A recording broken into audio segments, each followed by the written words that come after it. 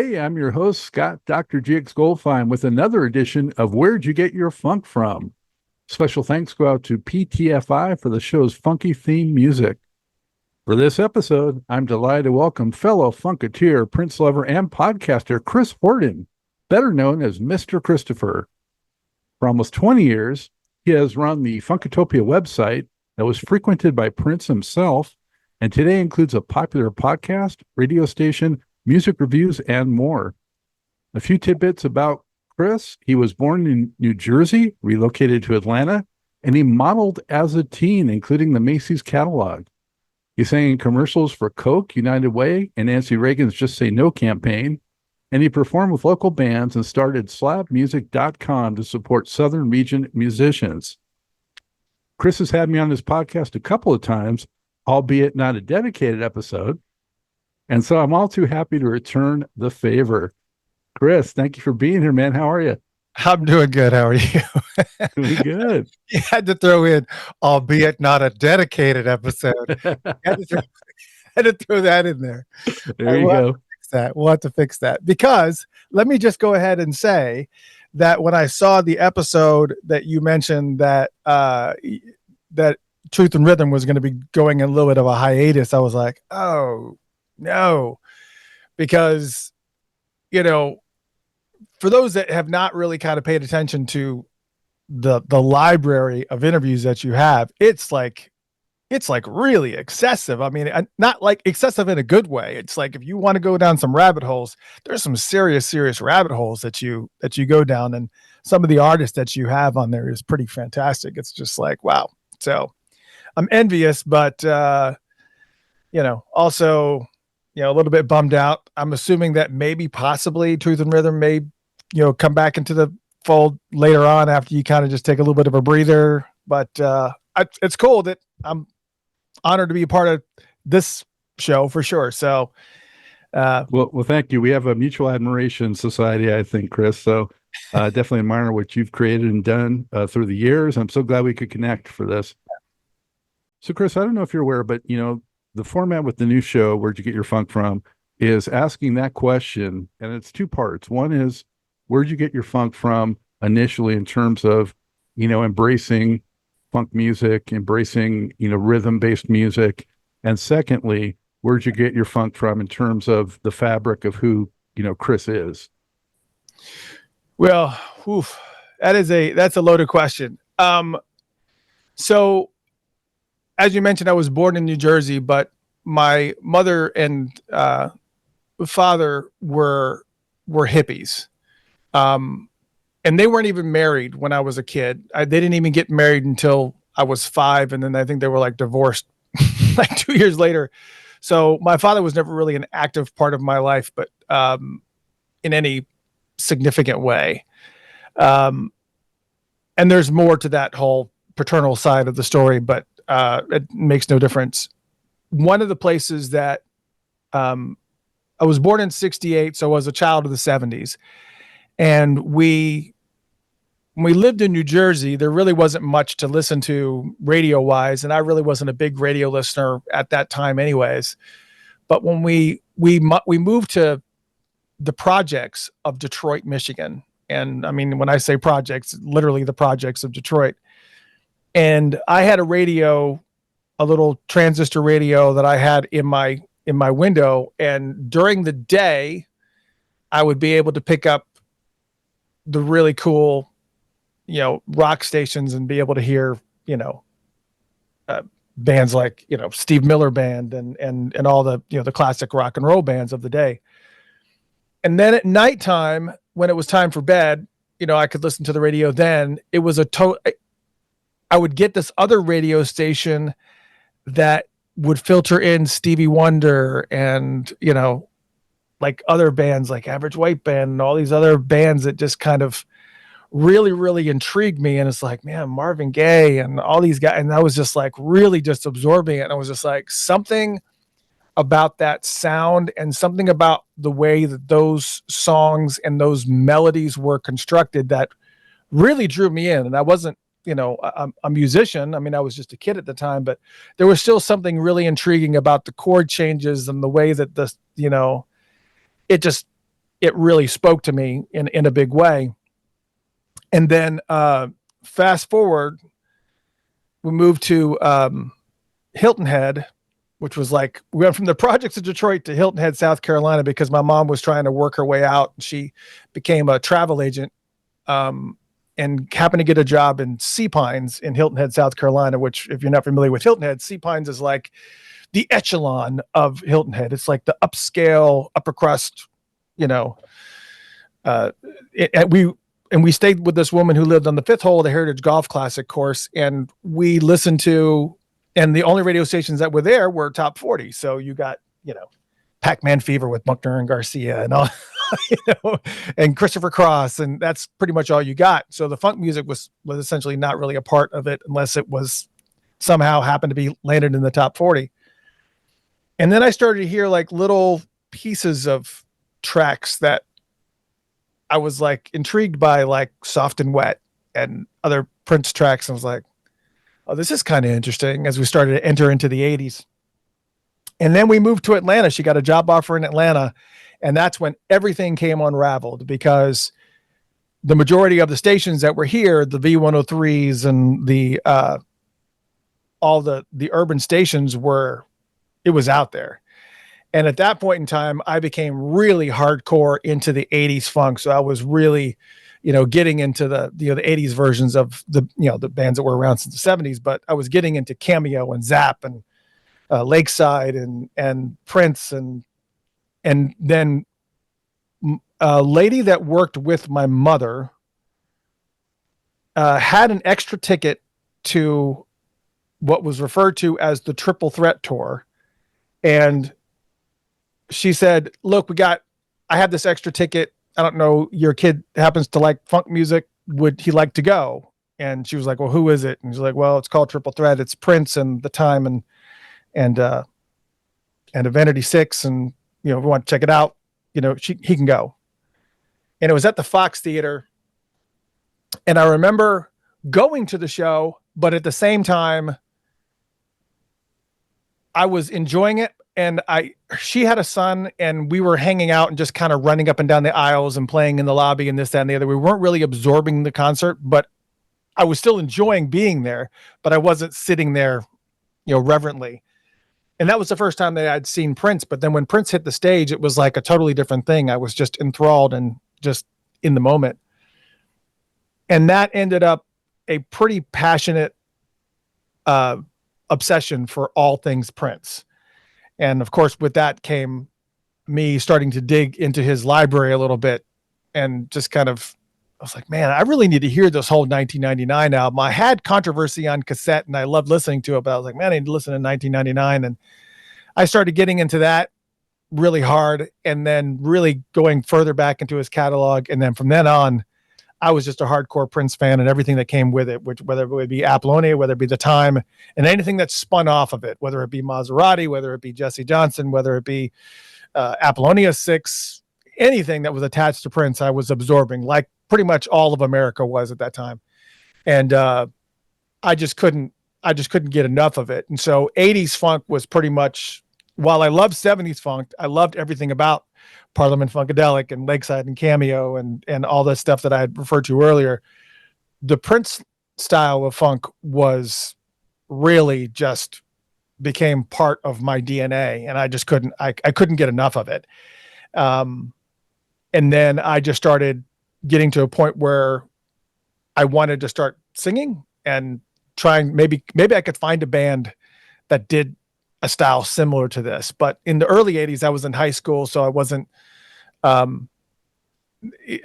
weren't thinking about band stuff back then. We were just thinking about surviving through high school. And then of course you had all these other, conflicting noises like Van Halen's 1984 album and all that stuff. And all the other styles of music that were out there, because I also, during high school, I kind of became a little bit of a new wave head and really was obsessed with The Fix. Was like one of my main go-tos. It was like, I just couldn't get enough of The Fix. I mean, they were just like my favorite band of all time. It was just like, oh God.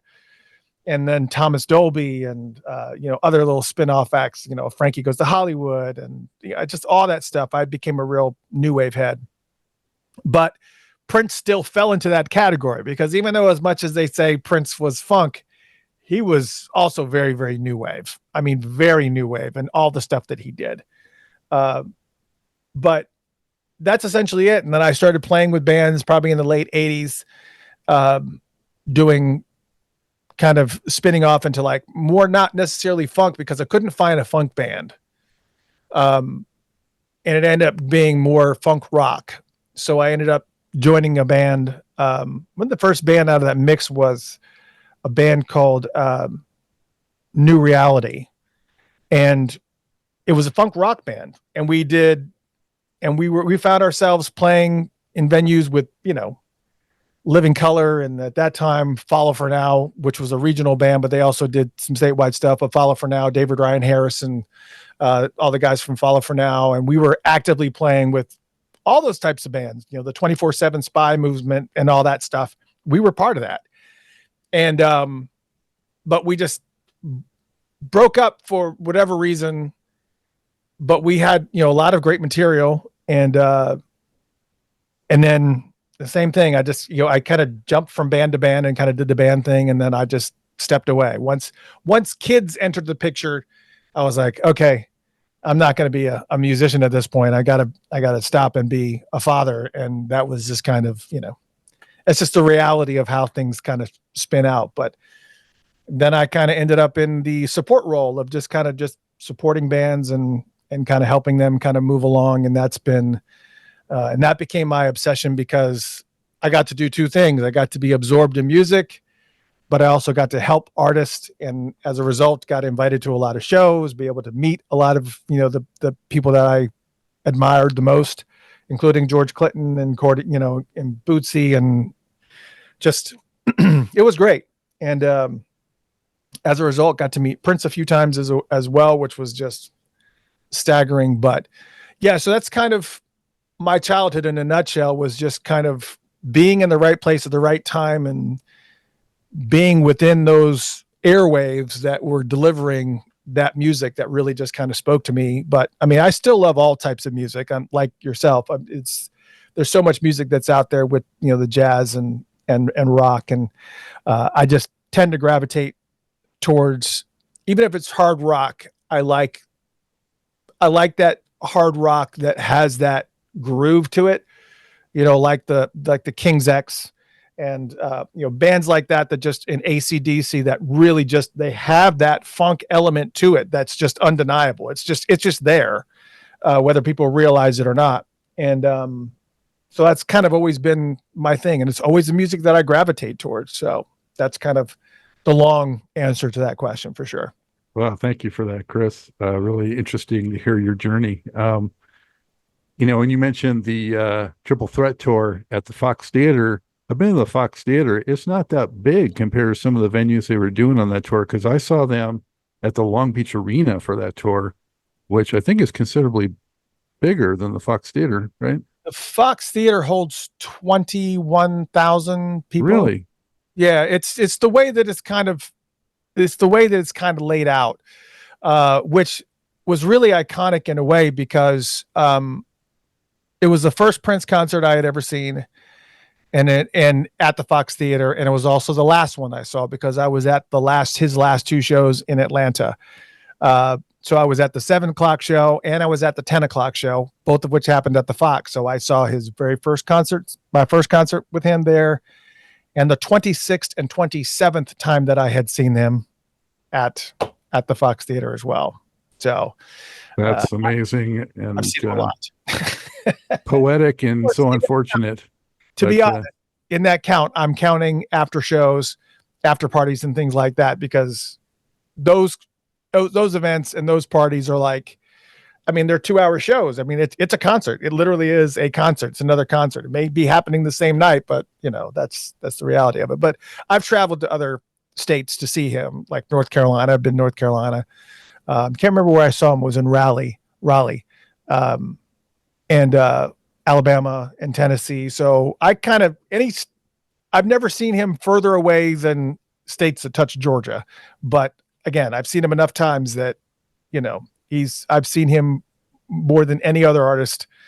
The Fix runs a close second, But other than that, I mean, I've not seen any other performer more than I've seen Prince. Well, so when did you see him after the 1999 tour where you were fully engaged and into it? Was it Purple Rain? Purple Rain. We camped outside of Turtle's record store in Smyrna, Georgia, for all night. We started in the afternoon, the day before tickets went on sale. We were there all night to get the tickets. And even though we had been there that early, and I remember that Madonna's Like a Virgin merchandising was in the window. So you got to see this huge, massive Madonna in her lingerie in the record store window. And it was like, and it's like, you're a teenage boy and you need to watch this. And I don't remember where I got the money or how I got the money, but I had $100 in my pocket. And I don't even remember how I got that, but I assuming it's from my mother. But anyway, so I was out there, it was $100, and the first show sold out. And as far as we knew, that was the only show there was going to be. And then somebody said, "Don't go anywhere. He's got a second show that's going to be happening." I was like, "Okay, let's wait." And before I even got up there, it was only like a few people before I was supposed to walk in the door. You know, you still had to get in the door, and then there were still a few people into the tickets, and it was just like, and the second one sold out too. I was like, God dang it. And so we're about to leave, dejected, and the guy says, "Nope, he's added a third, fourth, and fifth night." And I was like, holy crap. And I finally got to the thing, and I was just like, he was like, which show do you want to go to, the third, fourth, or fifth? And I was like, one to each. So I saw that tour 3 nights at the Omni in Atlanta, Georgia, 3 of the 5 nights that it was in Atlanta. I hope you had better seats than I did at the LA Forum. No, actually, all the seats that I had, none were on the floor. All of them were on the layer coming up from the floor, but it was like, you know, further up, and then one was mid, and then one was towards the back. So it wasn't like fantastic show, but I mean, you know, none of them were nosebleeds. The best seats I'd ever had for any Prince show was the Love Sexy tour, when I didn't have any money in the bank at all. I think I've told this story on Funkatopia one time. We didn't have any money at all to go to the tour. And I was kind of bummed out. And my friend Rob was working at Cub Foods, and he was like, "Well, you know, we tried, you know, you don't have any money." And I happened to take my debit card. This is in the early days of debit cards, because this is 89 or whatever. And you could still go to an ATM. And so I went to an ATM at a gas station, and I said, "Withdraw $50, knowing that the money was not in there. I knew that money was not in there, and it gave me the money. And I was like, "Oh my God, it gave me the money." And so I I got on the bus and went to Cub Foods, and I told Rob, I said, we can go to the show. And the tickets have already been on sale for a while now. And go, and we ended up getting 2 seats, front row balcony for the show. So literally we could sit the entire show. The railing was right there, and you got to see the whole production without having to stand or anybody getting in your way. And I was just like, wow, these are amazing seats. And the other show was his second to last show, the 7 p.m. show from the Prince Piano and a Microphone tour at the Fox Theater, which was like the 5th row. And it was probably one of the worst experiences I'd had, just because, I mean, yes, I got to see him, and he was very close to me. He was only like about, 25 feet away from me. But everybody that was down there was not in the moment. They were like women behind me just screaming. Like every time that he took a breath, they were screaming, "Ah!" And it was so distracting, because they were just screaming and, "I love you, Prince." And it was just, nobody was being captured in the moment. Everybody was just it was just very, very loud. It was very obnoxious. And then the final show at 10 p.m., we had seats all the way in the balcony, in the back of the balcony. Those were the cheapest seats, the $100 seats. And the fifth row one was $350. And those $100 seats were the best show that I had audio wise that I had seen, because the Fox Theater is kind of like a cone. So when the audio came, it was just like, it just kind of funnels into you. And everybody that was back there in those seats was very reverent and listening. There was no screaming. Everybody was there and just absorbing the moment. And it was fantastic. It was like, okay, I wish that it was like this when I was down there in the fifth row. I could have thoroughly enjoyed it. But just an honor to be there. It was just an honor to be there. And I actually, what was really unusual about that show, A Prince Piano and a Microphone, is that for some reason I ended up buying a bunch of merchandise. And I whenever I went to any shows in the past, I always bought a t-shirt or a poster or a hat.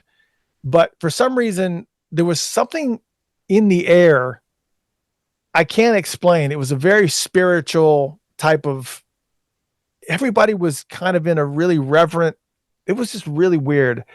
And the first show I bought a program because I couldn't get to the merch table. So I couldn't get a t-shirt and I couldn't get a mug, but there was a guy that was on the side that was selling, he was selling posters and he was selling programs.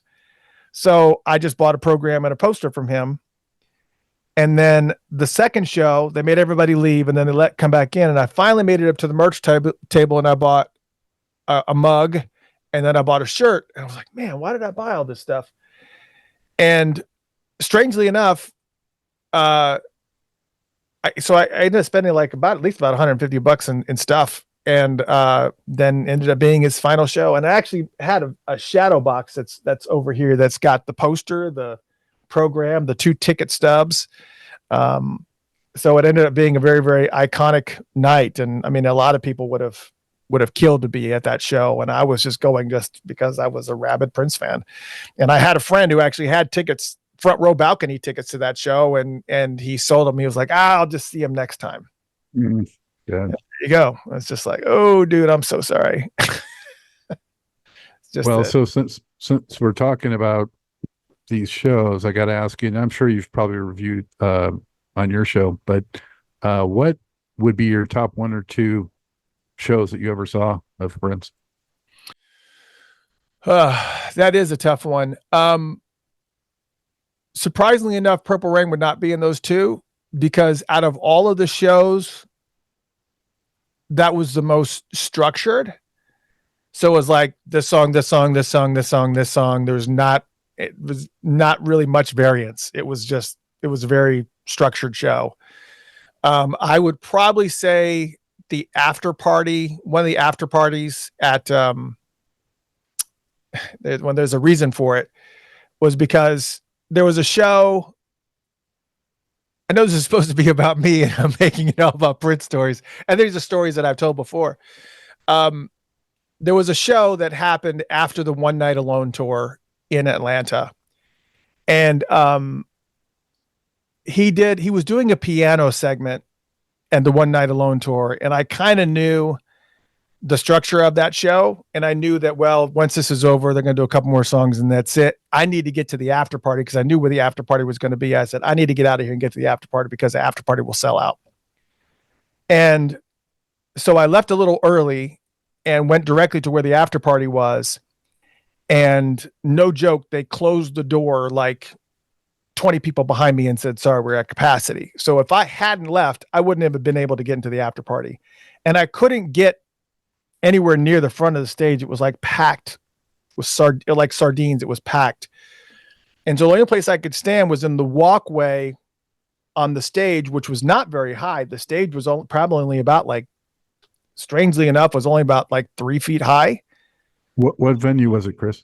I think it was called 1150, I think is what it was called. It was like one of those weird numbers. It was like 11. I think it was called 1150. And he did a lot of shows there at that venue. This was like the 3rd after party that he had done at that show. The one that he had did the previous couple of years during the Hit and Run tour, he had Chuck D come up and everything. So there was, he liked that venue. But anyway, so I get to the stage and it's only like about, it's like comes up about waist high to me. If that. And I was just standing there, and surprisingly enough, I'm standing right there and the keyboards are right here in front of me. And I'm thinking, this is awesome. Renato Neto is going to come out and I'm going to be able to see Renato Neto right here. And I got a pretty good shot to the front of the stage. I'll be able to see Prince come up. And I was like, if nobody says anything to me, I'm staying right here. And there's a stack of speakers also. And I'm just like, okay, cool. And then I hear the crowd kind of going nuts because they can obviously see something that I can't. So I'm like looking and seeing it and now Prince comes out and sits right in front of me. Like literally I could just reach and touch his leg. He's right friggin' there. And he's sitting there playing right there in front of me. Like it was insane. It's like, dude's 5 feet from me or less right here. And I'm like, holy crap. And I'm in the moment. And they're doing some jam. I don't recognize the song at all. So it's not like one of his standard tunes. And I know his entire library. And I just don't, it's a jam thing that they're doing. And this is like 2002 or yes. Yeah, 2002. And so I start singing along. I just start doing a scat and kind of singing along. And he looks down at me and he smiles and he's kind of bobbing his head. And he makes this gesture like he's going to go up a chord change, and me being the band person that I am, I knew what he was doing. Like he kind of made that gesture like I'm going to go up a chord. And so he changed and I changed with him, and he threw his head back and he laughed and he slapped me 5 a couple of times. And then he did this little run on the keyboard, and then he went out to the front of the stage. And then I could not tell you what happened for the rest of the night, because you could have tied a string to my ankle and carried me around like a friggin' balloon for the rest of the night, man. I was just like, holy crap. I just sang for Prince. That is friggin' insane. That is ridiculous. And that was also the first night that I got to meet him was because he came out to check the sound after he did all that. He came out to check the sound.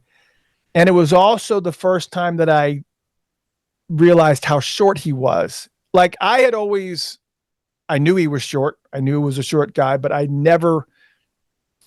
just never processed, because he was just a master at recording and camera angles. And if somebody's taller than me, I'm going to set him back further in the stage. It's just like, it was never noticeable to me because he was always just Prince. He was always this, larger than life person.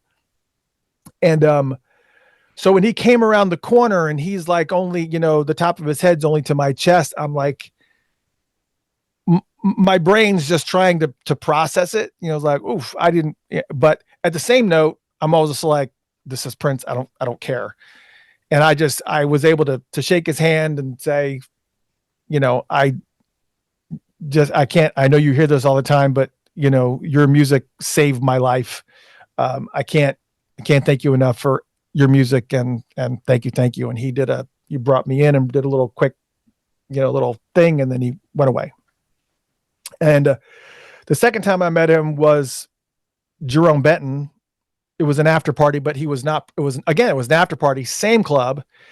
And he wasn't performing, but he was there. He was present. He was up in the balcony, and Jerome Benton came down and Jerome was dancing with some girl.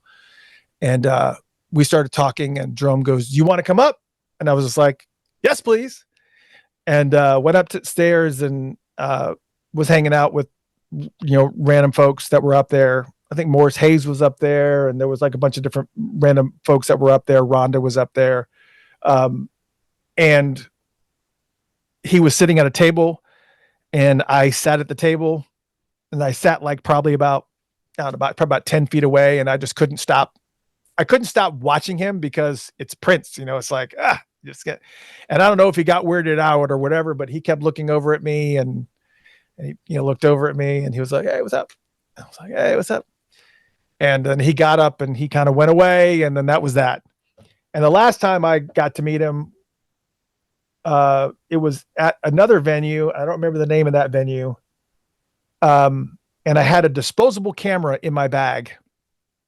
And he came down the stairs and he stopped and he did this little pose, and he was looking at me dead in the eye, and he like locked eye contact with me. And I reached in my bag and I got the disposable camera and I went click, and then I put him back down in my bag, and he just shook his head like that. Then he went back upstairs, and I was just like, I got to get this developed.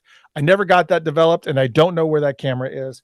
Oh, There wow. are old disposable cameras that are sitting all over my house, and one of them has got it on there, but it's over a decade old now, so it may not even, but I was like, well, I did take the picture. I do know I did. So, but yeah, so I'm definitely a Prince head for sure. I know he doesn't like his fans being called fans because that's fanatical, so he likes to refer to us as fam.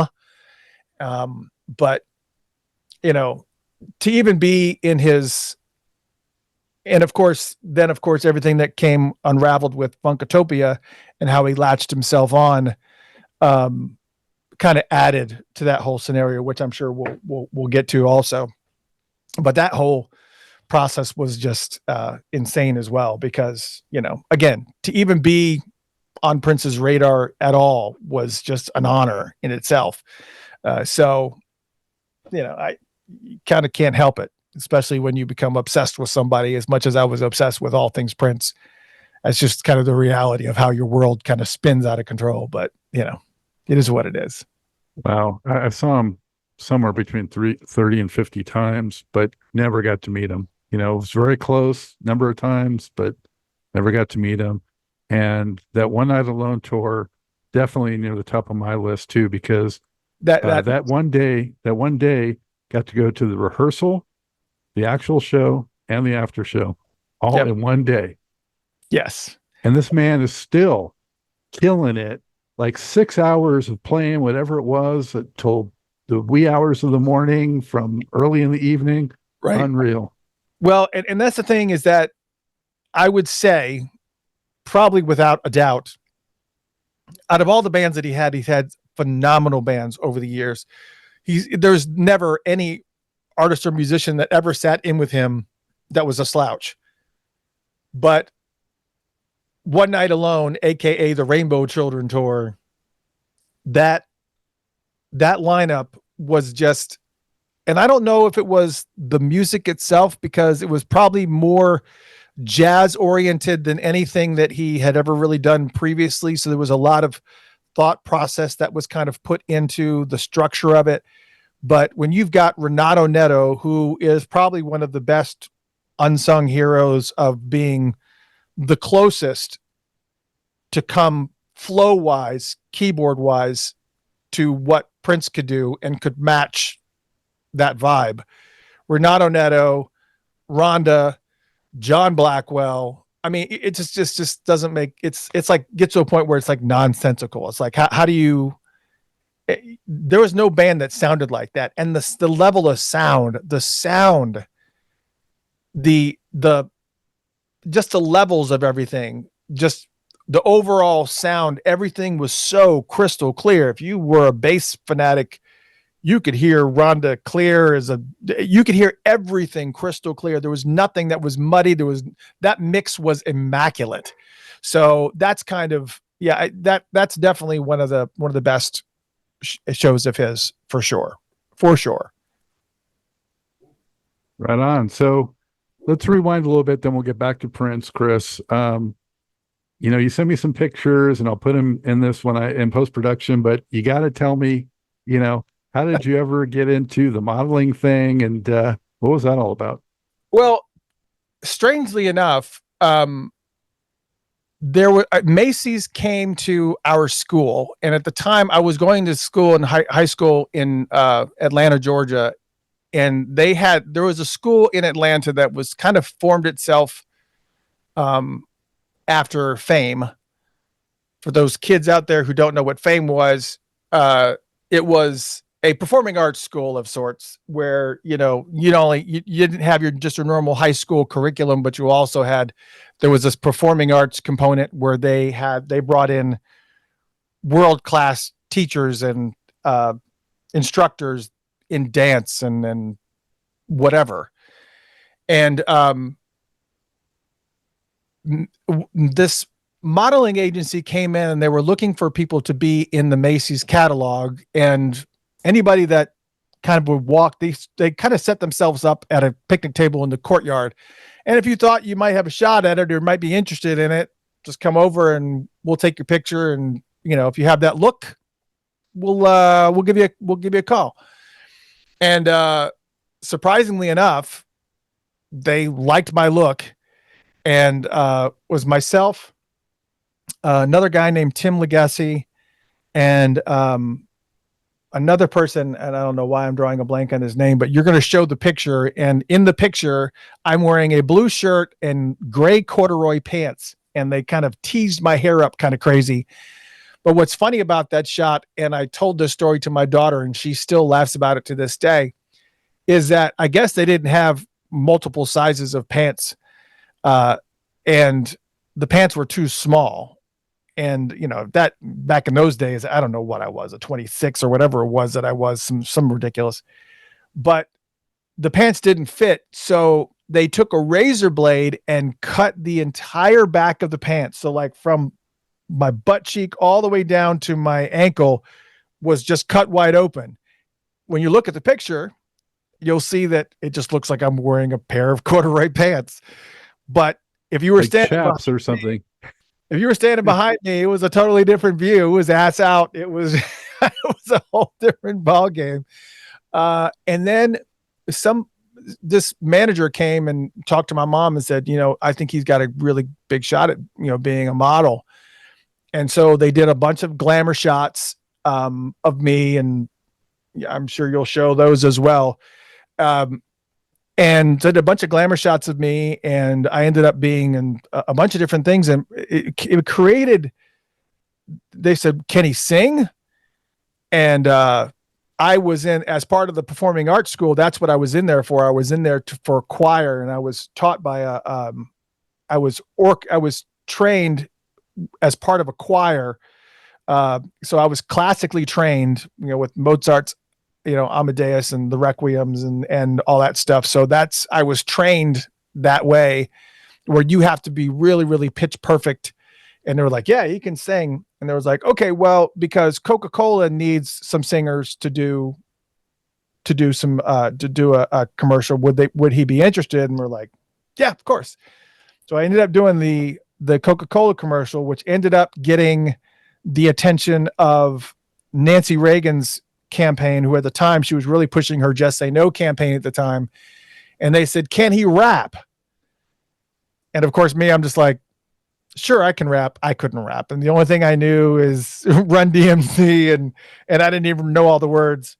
But so they wrote a rap, and I ended up having to rap for one of the campaigns, one of the commercials. And I was in a crazy, like, white Miami Vice like type of suit, and I had to do this rap, and I actually had to go to various schools, and including the World Congress Center in Atlanta, to perform it in front of a bunch of schools, which was crazy. And it was just like this moment of stardom where it was like insane. You're standing up on stage and you're doing this rap, and all these girls are going nuts. And coming up and asking for my phone number. My mother says, I could have killed you, because all these girls were lined up to get my phone, to get my autograph. And I was writing my phone number on like every single one of them. And my mom was like, I could have killed you. And then that ended up being into another Nancy Reagan commercial. And then finally ended up doing a United Way commercial where I was acting, and I had to drive a car, and I didn't even have a license at that time. But I had to drive a car, and it was for drinking and driving, and it was with Gerald Riggs of the Atlanta Falcons. So I did the commercial with him, and funnily enough, I brought my friend Rob, who's been a co-host on Funkatopia before. He just happened, just as a result of being my friend, I was like, I got somebody who can be in it too. And he ended up being in the commercial as well. And I had to do this silly thing. It was filmed outside of the Varsity Junior off of Cheshire Bridge in downtown Atlanta, which is no longer there anymore. But I had to pretend like I was driving a car, and then I start to go forward, and then these people come out of Varsity Junior and almost walk in front of the car, and then I have to stop my brakes, and I yell, "What are you doing? Get out of the way!" And then I had to drive the car around the building or whatever. And then of course they had the camera in front and this kind of, they make it look like I'm driving down the highway. And then it splits to Gerald Riggs standing over this crumpled wreckage of a car. And it's like, drinking and driving kills our kids, something. I don't know what it was. But yeah, so it was just like this spiral of things that kind of put me into that mode of performance, and which led to me being in bands, and which led to, obviously kind of crossing over that line of, can I do this, to yes, I can do this. And now I want to do this.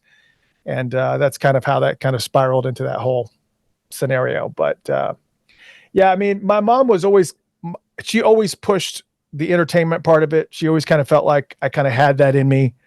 But she was really actively, one of the things I missed when I was telling my story originally was that she was part of that whole, she was a music journalist. So she did photography, and she did she worked for this magazine back in the 60s called Hullabaloo, which she would interview Paul McCartney, and she would interview the Monkees, and she would just like go to these shows, and she'd interview, and she did all this journalist stuff. And Hullabaloo eventually became Circus Magazine, which she, at that point she had walked away from it, but music was always a part of my childhood, like always. So I was raised hardcore. I was raised on the Beatles and Moody Blues primarily. For some reason, those were like the two main bands that I was always pretty much force fed as a kid. But yeah, so I left that part out, that she was actively involved in the music industry. And it was funny because when I was a teenager, she introduced me to Quincy Jones. So I got to meet him, and she knew a bunch of people at NBC, and we ended up going to, we got to meet, go see David Letterman like a couple times back in the old days of Late Show with David Letterman, back when, it was, old school, before the Ed Sullivan Theater. So it was just like, she was really tied to the entertainment industry, especially in New York City. And so I guess that was always just part of it. It was just like, somebody's going to be is going to be a performer. It's going to be, we're all tied somehow. And so that leads us to where we are now. So. Wow. Gerald Riggs. I hadn't heard that name in a while. He was a serious bona fide running back at that time. Oh, yeah, he was. Yep. Yeah. And the Beatles, of course, unavoidable. I mean, I grew up so much with them too, with my sister, my parents, and it wasn't my mom, but my sister was in the publication and music industry. So she's an older sister. So I have some similar ties as you're talking. I'm like, yeah, okay. Yep. It is what it is. Yeah. It's just, it's great. I mean, I'm glad that, I mean, obviously I feel like I kind of missed the boat, because I definitely could have been a pretty worthy performer, because I mean, I'm not, tooting my own horn, but I consider myself a really good vocalist. And I know that I am. I'm just, it's just kind of like, I know that I have a great voice, but I just, I'm 56 now. It's like, what's going to happen at this point? It's kind of like, all right, it's just kind of like one of those skills that you just got to just sit on and accept. And all right, it is what it is. All right. Well, at least you're using the voice for, podcast and, yep. So you're still using it for communicating. So that's important. That's true. So let's see. That leads us to, so you did the website for the bands like we talked about. Yeah. And that kind of gave you a taste and a foundation of, website development or design or maintenance or whatever that I guess, enabled you to start something like Funkatopia. So tell us about, how that launched. And I think you had some skeptics initially, or what was that about? Well, with slabmusic.com, which stood for Southern Local Area Bands. So I just named it slabmusic.com. And it was, it focused on bands in Georgia. And then of course I expanded it to all the states that touched it. And it was pretty successful. I mean, it was a lot of traffic, a lot of visits, but the problem is that I didn't know how to build databases. So anybody that came in that submitted their information to me to add to the database, to add to, the genre or the state or whatever it was, I had to manually put it in there. And then it just got to the point where it was just so unwieldy because bands were breaking up or websites were gone. And like so much of various pages were defunct and links would go bad. And it was just like, I can't maintain this. This is ridiculous. This is ridiculous. I can't do it anymore. So I just, it was just one night. I remember just saying, I just can't do this anymore. And I just stopped doing it for probably the better part of a year. And I said, you know what? I just want to focus on funk music. I don't care where it's at, but it's enough of a niche that I love and appreciate. And so I started Funkatopia, and I bought it I bought the domain in 2004. The website was up and running in 2005. Did you consider other names? I did not, for whatever reason. I thought Funkatopia was great. Even though a lot of guests that I had on, including Prince, would call it Funktopia without the A, which kind of frustrated me. And then I guess a domain squatter caught on to that and bought Funktopia. And whoever it is has been sitting on it for many, many years. And now I think, I don't know, he wants like 10K for it or something. Like, yeah, you can have it. Because if you put in Funktopia, it's going to go, did you mean Funkatopia? So I was just like, I don't care. It's just, it is what it is. It's Funkatopia. So, I didn't consider any other names. I don't know why. I just thought it was a great name. So I kept it and ran with it. And it's just became the beast that it was. And started out that I was,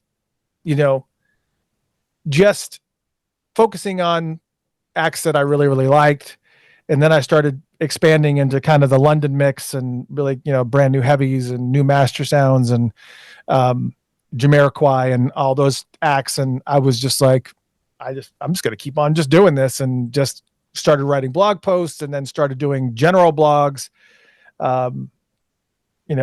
just little speculative things about, I think it did, one of the, your funny things that I thought this will get clicks. Like blog posts. I had one blog post that was really popular. It was called "When Funk Went White," where I talk about how, funk used to be, part of the urban experience, and then something crossed over where it's just like you go to college kids, yeah, primarily white kids everywhere.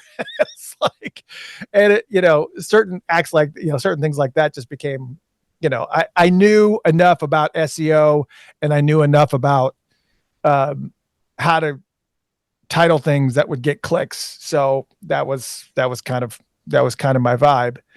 And then I guess we're going to get to I didn't really have any detractors per se. But I just kind of felt like, one of the things that ended up happening, the detractors really didn't come until Prince attached himself. And that's when I was like, then all the Prince fans and Prince groups that were already in existence. And that's not what I was. I wasn't a Prince website. It was Funkatopia. But I was regularly doing articles and posts about Prince just because, it was one of my passion project, and then I get a call. I don't remember what year this was, but I get a call from my server guy, and they said, your site's been hacked. And I said, oh no, what, really? And it's like, well, it's what they refer to as a denial of service attack, where they throw a bunch of traffic at a website to kind of make it come to a crawl. And I was like, oh man, that sucks. And he goes, I'll look into it. I'll see if I can, we can install, some type of, virus protection, and just kind of see if we can alleviate some of this stuff. There's some plugins we can use. We'll handle it. Calls back 10 minutes later, and he goes, oh no, it's not anything like that. And I was like, oh, what happened? And he goes, oh, well, Prince tweeted about you. I was like, wait, what? And he said, Prince tweeted about you. And I was just like, you're kidding me. So I go online, and sure enough, he's tweeted about me, and he's linked to a post that I did. And then all of a sudden at that point, it became a regular thing. He started. What was the date of the first post like that? I don't even remember. I think it was 2011, I think. I want to say it's 2011, 2012 is when the first one was. And somewhere on one of these discs I would capture every single one of them. And there's a disc that I have that I've captured a lot of them. And I think I've sent you a set of them that you'll probably show now, of like a bunch of different ones that happened, like all within, a 2-year period of time, specifically really, really close before his passing, 2014 forward was like really hot. He was just like pow, pow, pow. Anything that I did that had anything to do with him or an act that he was affiliated with, like Leanne LaHavis's release that he was on, or like, well, Leanne was part of the, Artificial Age part of it, but also Liv Warfield or Shelby J. All these acts started coming to me requesting to be interviewed that I couldn't get the time of day from before. And now all of a sudden they were contacting me to do interviews. And then I was like, oh, I see what's happening here. They're being sent to me so that he can use Funkatopia as a marketing tool for what he's doing. So I was like, okay, that's fine. I'm cool, because it makes my job a lot easier if they're coming my way. That's cool. I'm all about it. And then, but I would also notice that if I pissed him off, he would go dark on me for like a few months. So like if I said something that was a little bit of a sleight of hand, for instance, and this post still exists to this day, there was something that was happening, if you remember, where he was kind of going online, and I'm using quotes here because his black lady lawyers because that was his term, that he would sick on people that used his music in their videos. And there was some video of a woman that was recording her child dancing in the kitchen to a Prince song, and she received a cease and desist. And that kind of annoyed me because I was like, Prince really doesn't understand how viral marketing works. This is not about them stealing your music. It's showing people enjoying your music, which then leads to it's just, so I created this post called, I don't remember the exact title of it, but it says how to kill your marketing in one easy step. Or something that was the title of it. And he went dark. And then I didn't hear anything or nothing. It was like, it kind of went dark for like months. And then he kind of came back around because I was like, all right, well, let me see if I can reverse this. And then I did another post called Why Prince is King. And then I was snagged him back in. I was like, okay, so I know what it was like. It was like this back and forth, banter. And it was funny, but at the same time, it was just like, I kind of felt like I was marionetting him, but that's not what was happening. He was absolutely marionetting me. And, but then of course, when you fast forward to the Prince Piano and a Microphone tour, I went to both of those shows and I got home late. I don't remember what time I got home. I want to say it was definitely after midnight. It was like 12:30, 1 o'clock in the morning or something. And I had been furiously taking notes, both shows, like writing down, all the songs that were being done. And I got home and I said, I need to just write this. I need to write this. And I said, I need to do a review of both of these shows. So I went in and I did a full review of the 7 p.m. show and the 10 p.m. show, complete with when he left the stage, when he came back, what songs he performed, what was happening visually on the screen. I had everything written down and I was like, I have to put this down while it's fresh in my memory, fresh in my mind. Not even 24 hours later, he tweeted about it, and Facebook posted about it. And he put audio, he put funk. Again, he left the A out, Funkatopia, and it was separated with the words audio perfection. And then a week later, he would be dead. And it was devastating because it was one of the last tweets that he did. Matter of fact, if you go back to his old Twitter account, which is now on @PRN Legacy, is where they moved it. It's not at Prince anymore. It's @PRN for Prince Rogers Nelson, PRN Legacy. And you count back like 12 tweets. That was the tweet that he did. It was like one of the last dozen tweets that he did before he died.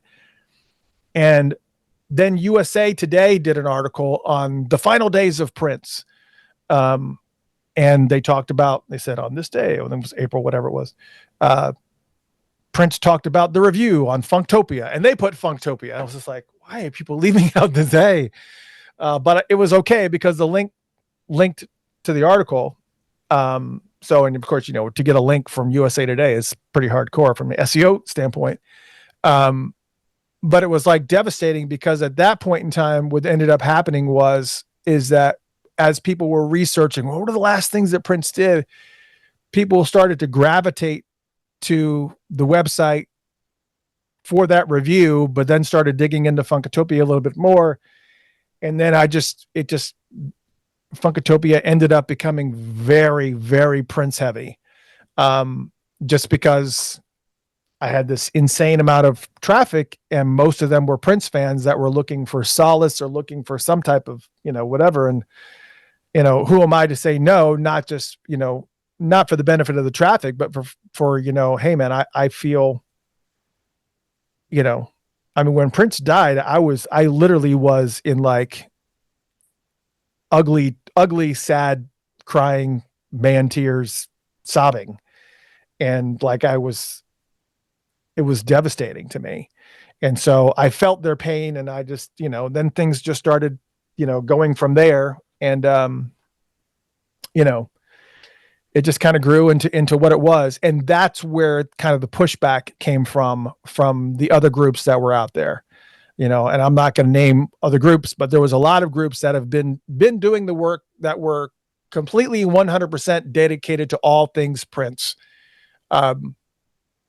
Even if their website or channel was named otherwise, they were 100% all Prince. Like everything was.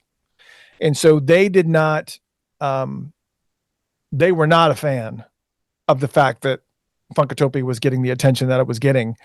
So I was getting a lot of flack, and I was just like, look, you know, there's nothing I can do about that. It's just, that's what happened. That's the reality of of what occurred. I didn't say, hey, you know, it's just what it was.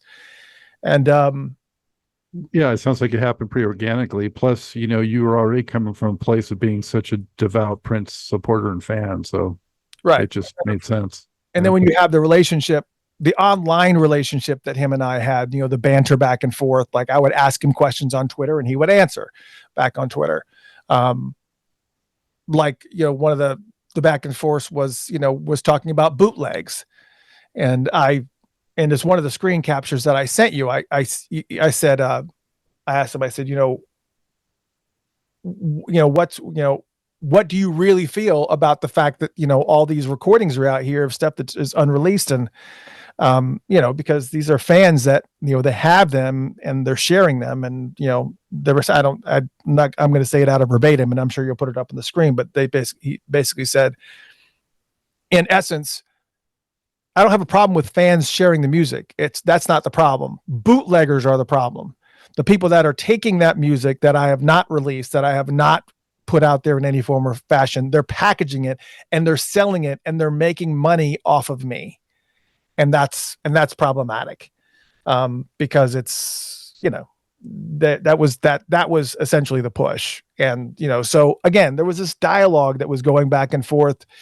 And so I kind of felt, you know, and some of these people, you know, that are part of these Prince groups actually had, you know, personal relationships with him, you know, were given, you know, front row access and to information and you know, so there's nothing really you can, and God bless those people, man. That's awesome that they have that level of access, but you know, I'm not competing with you. Again, it just happened to be, this is kind of how it shook out in this particular scenario. I'm a funk music website that happens to be very, very Prince heavy only because of my obsession with Prince. But, you know, now that we're however many years removed now, what are we, 8 years removed from his passing, that I'm like, I don't, I need to, I'm now moving forward and moving on, going back to what Funkatopia originally was. We're still going to be Prince heavy. I'm still going to have guests on that have that purple connection, but I need to get back to celebrating these artists, because just like you had mentioned in the broadcast that you did when, talking about truth and rhythm kind of taking a back seat, these people, these legacy artists like, the Stone City Band and, these surviving members of, Parliament Funkadelic and the Brides of Funkenstein, they're with us now, and they are like dropping like flies. And it's like, you have to be able to make sure that you capture their stories and give them an opportunity to, give them a venue and some type of means for them to be able to share their stories. And I need to get back to that as a Funkatopia. And because of the fact that the people that are in the purple world are just, it's not always a friendly place. There are a lot of people that, hundreds, thousands of people that appreciate what I do with Funkatopia. But on the same note, there's a lot of people who are not envious and actually don't like the fact that, I've grown the ways that I've grown, that I've gotten the level of followers and the level of commitment from people that come and watch the shows regularly when we do them live, and all that. They just don't like it at all. And so I'm like, you know what? It's okay. It's like, you go to a party and you realize that I'm not very welcome here. So screw it. There are hundreds of other bands I could be focusing on right now.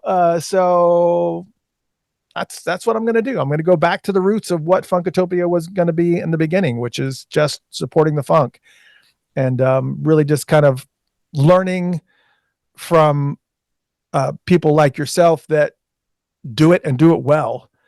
And, and just kind of getting back to that core, and because there are some amazing bands that are out there right now that are still performing and still out there killing it.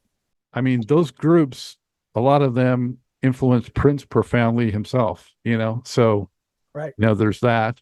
And then, I just want to also say, it still hurts so much thinking about 2016 and, Prince leaving us. And it was like losing a brother for me. And it was devastating. But two positives that came out of that I look to. One is the amazing outpouring of just love globally that made itself apparent, in the wake of that. On some level, in a lot of ways, I was saying, where were you when he was with us and that kind of thing, but it was, who could have ever imagined that would be on that scale, Right. So Exactly. that was, something very special.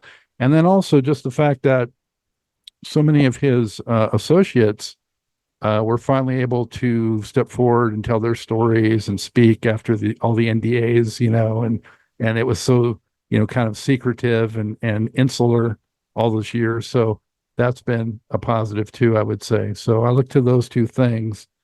I don't know if there are other positives other than that, but I think there's a lot of shakeouts of some negatives of that too. Obviously, people are starting to tell stories that may not also be true. Also, Right. we were seeing a lot of that. We saw some of that. I'm not going to name names. You and I had a discussion earlier about a specific band that we've interviewed individual members, and that member's telling one version of the story, and then somebody else is telling another version of the story. And this is like, that's not what happened. It's like, and it's really prevalent in the world of Prince, because Prince is like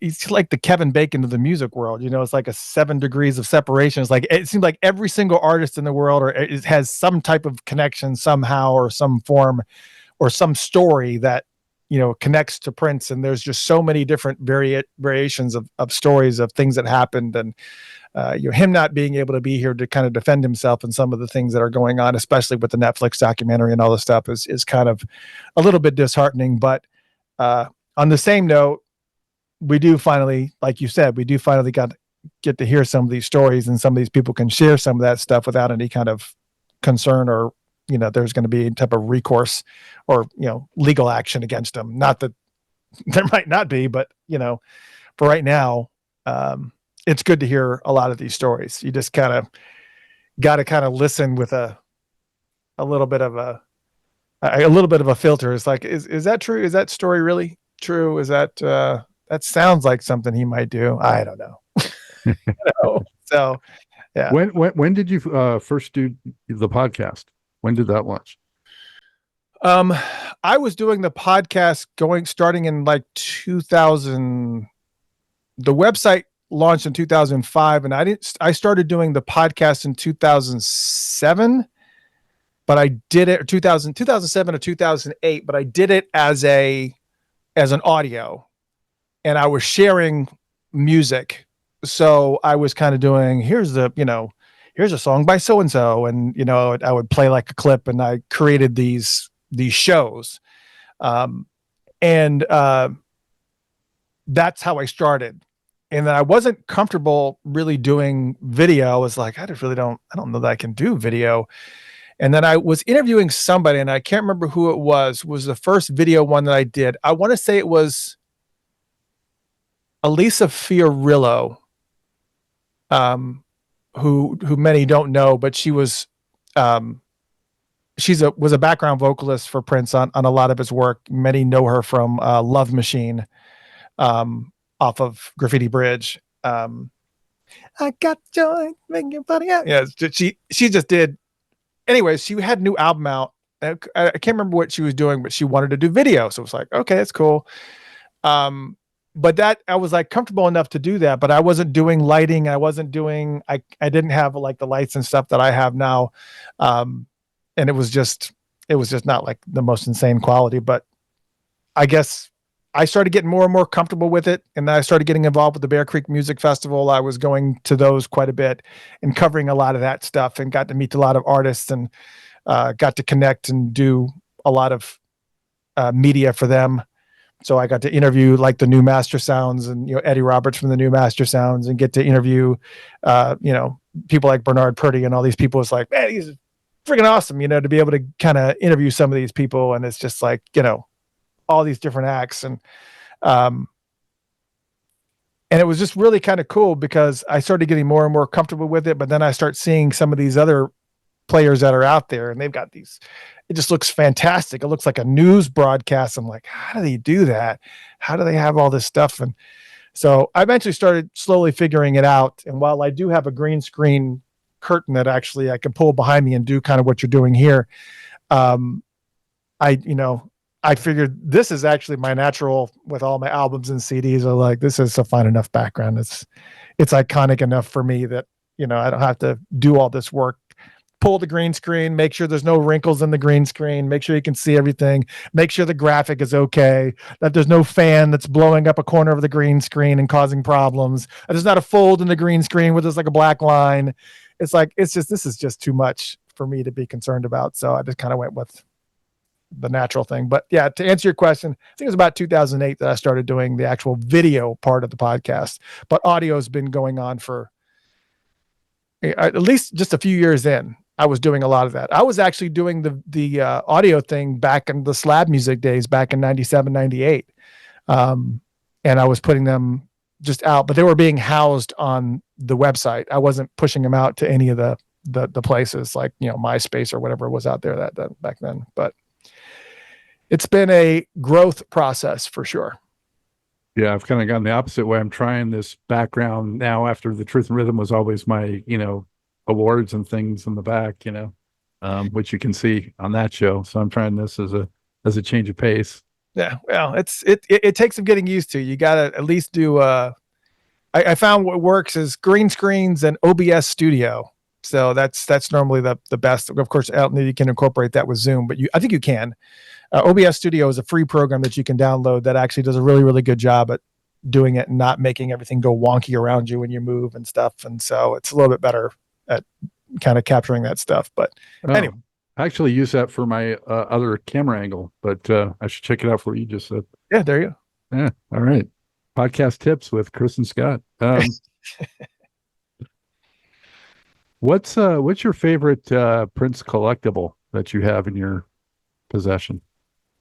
I would say the shadow box with all the stuff from Prince piano and a microphone. Just because it was his very, very final concert. I'm only one of 20,000 people that were there that night. that got to see that show. So I kind of feel like, is that the number? I'm trying to remember what the I think I covered it on, hold on a second. I'm going to look it up while we're talking, because I want to make sure, because I keep saying that number, but it does, but I did state it The capacity for Fox Theater. on the post that I did. It was like in the first paragraph. Hold on a second. And I made reference. I said, this is how many people got to see his final concert ever, on the night of this. It was, I take that back. It's not that many. I don't know why I said that number. There was 4,678, not 20,000. 4,678 people got to see his final concert. That's it. And that's in a sold out thing, every single seat in there. So I was one of less than 5,000 people that saw his final show. So to me, I don't know where I got the 20,000 number from. So to me, that's, that's like one of 5,000, and technically it's 2 in 5,000 because, I have the two tickets from one from the 7 p.m., one from the 10 p.m. show. Unfortunately, they started selling the promo book and the t-shirts and the mugs at Paisley Park. Like every now and then they'll bring them out because it's like excess inventory or whatever. But the one thing that's good about it is obviously that it's, I've got the ticket stubs, and I've seen the final ticket stub go for, I think I saw one sell for like $4,000 just for a ticket stub, which is insane. So I actually have a kind of like a will thing going on with my friend Rodney. If I die before him, he gets that ticket stub. If he dies before me, I get an original copy of the Black Album that he owns. So it's like, who's going to go? So, so I was like, it seems like a fair trade, but I don't want you to die, and I don't think you want me to die. So, but yeah, I would say that was probably my favorite collectible is the ticket stub. And I do have box sets and things like that. I do have some, and the bootleg stuff is kind of cool too, because, not a lot of people have those, but it's like one of those weird, it is what it is, but that's, I definitely would say the ticket stub is the big one. Is your wife a fan too? No. But she's tolerant then. Yeah, she likes Christian music, so she's like, one of her favorite bands is Third Day. So like any single time they're in concert, because they're actually from Atlanta, and so we used to see them play in like these venues that are like, super small, and now they sell out auditoriums and arenas and stuff, but they're not together anymore. But and she's like, and music wise, she likes a lot of country music, so like Dixie Chicks and stuff like that. But yeah, she's not a funk person or like a music head like I am. So normally if we go to like a flea market and there's like 8 crates of albums that are sitting there, she goes, I'll just come back for you. She knows I'm going to just be gathering stuff. So yeah, that's pretty much it. Well, I know you just had a big anniversary, so congrats on that. And my wife is also a diehard Prince fan, so that's how we met actually. So, oh, nice. Yeah, that would have been great, because I don't typically have anybody to go to Prince concerts with me. So that's always been, I go to a lot of concerts by myself. So, which is fine, because if I'm not into it, I can leave. And if they're not into it, I don't have to feel pressured to leave. I can just go and enjoy the show for, if I like it, I'll stay. If I don't, I can leave and beat the the traffic out, So I'm okay going to concerts by myself. I'm perfectly okay with that. Chris, what is it about Prince? If you had to, and I'm going to try to make you define what it is about him that just enraptured you so much. You never knew what you were getting. It's like one album would be one way, another album would be another way. It's like you never knew what was coming. And the other thing too is that from album to album, there's no consistency. Like, you're not going to get an album of funk. It just doesn't happen. He doesn't have a funk album. The Black Album is probably the closest album that he has that's considered a funk album. 1999, maybe, because that's probably got the most consistent, funk type of tracks when you think of, DMSR and Something in the Water and just, the certain kind of grooves that collectively. But Prince was not even really a funk artist. He's always had like a few songs on every album that you could consider funk, but he was always all over the map. You never knew what you were going to get. It was just like, if the music just felt good and you just had a certain vibe. Like if I ever want to turn somebody on to Prince, I just say, all right, well, I said, what type of music do you like? Oh, well, I like jazz. Okay. Well, then you need to listen to News, Northeast, West, South. It's only a 4-track album, but all the songs on them are 15 minutes. So I would listen to News. If you like, jazz with a little bit of pop, I may suggest, Rainbow Children's a good one to go to.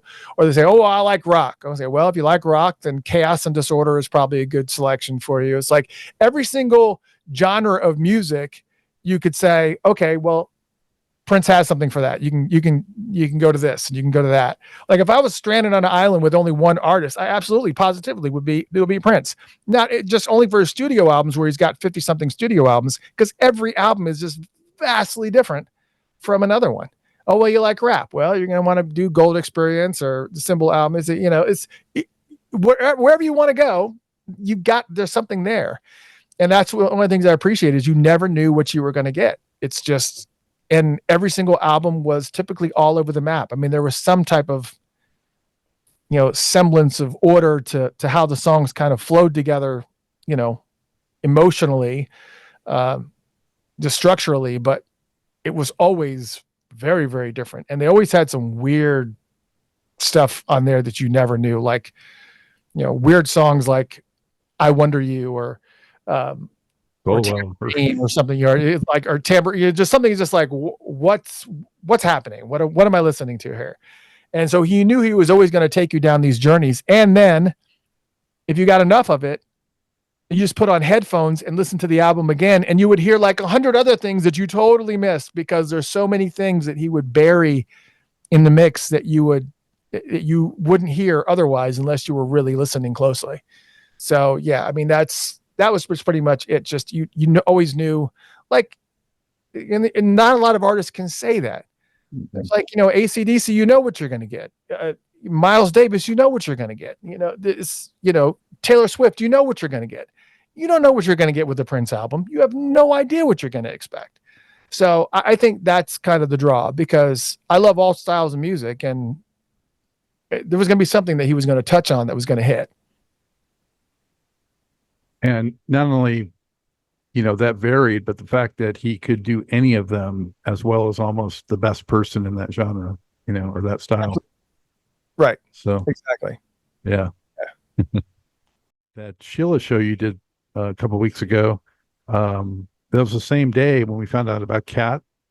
And man, that was so out of left field and devastating. And I know it was really hard for you being on the air at the time, to deal with that and come to terms with it. So yeah, it was, I think the problem, and that's the problem with doing live shows. It's always a risk.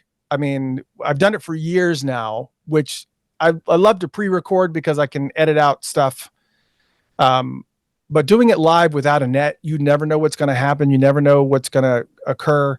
The live version of that you can catch on Twitter and Facebook, but I removed the live version from YouTube and put up an edited version that removed the Cat part, because Sheila's husband kind of derailed the interview, because we were in the middle of the interview and then her husband came in and said, Cat Glover died. And Sheila was like, what? And then everything just kind of came unraveled. And then I guess because she really wasn't familiar with who Cat was, I think she knew her or knew of her, but didn't really know her personally. So all the Prince heads that were in the audience didn't appreciate or didn't feel like she was honoring the moment or being generous enough with her sympathy for the scenario. And so one person in particular started to get really out of control in the chat room, attacking her like, oh my God, she just bypassed it. Like it was just like, shooing away a fly type of thing. And just now she's talking about something else. And it was like, no, we're in the middle of an interview. I shouldn't have entertained and let it go down that route as it was. But, yeah, I think things like that happen and you just kind of, you just can just shrug it off and be like, okay, we'll just fix it in post. And, but if you saw it live, you got to see everything kind of unravel, which is one of the attractions to seeing something live, because if something does get unglued or go haywire, you get to see it, firsthand right there. But you fix it in afterwards for video and audio, because when I upload it to Spotify, iHeartRadio, or any of those places, I just I have to edit things out, because some things don't live well in posterity forever. It's just like, it's not going to make any sense. 2 years down the road, when somebody listens to this, nobody's going to know what's going on. So that doesn't, we got to take that out.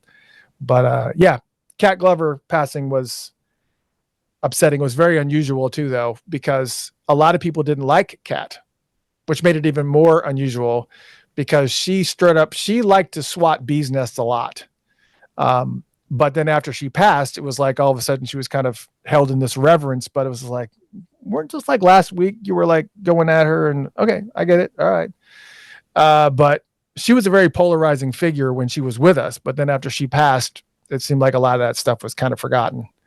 But well, regretfully, neither one of us, I think, got to have her on.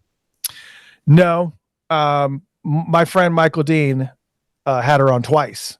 And both times you could tell she was a firecracker, and she loved to kind of go in on people a lot. And so it was just like, it makes for good radio for sure. It makes for a good show to make people laugh and be like, oh snap, she said that. But on the same note, you're like, okay. It makes for good radio. It makes for good listenership and for, to pump up the numbers. But on the same note, you're like, okay, but, it is what it is. It's a shame that she's gone, but that's the reality. Just like we've been talking about, they're dropping like flies, and it's unfortunate. Big time. Yeah. There's so many that I really wanted to, be able to help preserve their stories, and they left us before I got to, and just,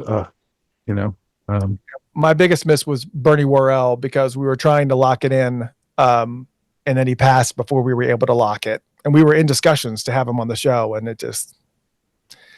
I was very bummed. But I did get an opportunity to actually see him, not just with Parliament Funkadelic, but also see him perform with the solo project, Bernie Worrell Orchestra, at the Bear Creek Music Festival in Live Oak, Florida, and actually had press passes. So I was able to take a bunch of great photos, front row photos of him. And it was amazing to me, because barely anybody was out there to see him, because I had him go on at like 10 or 11 o'clock in the morning or something stupid.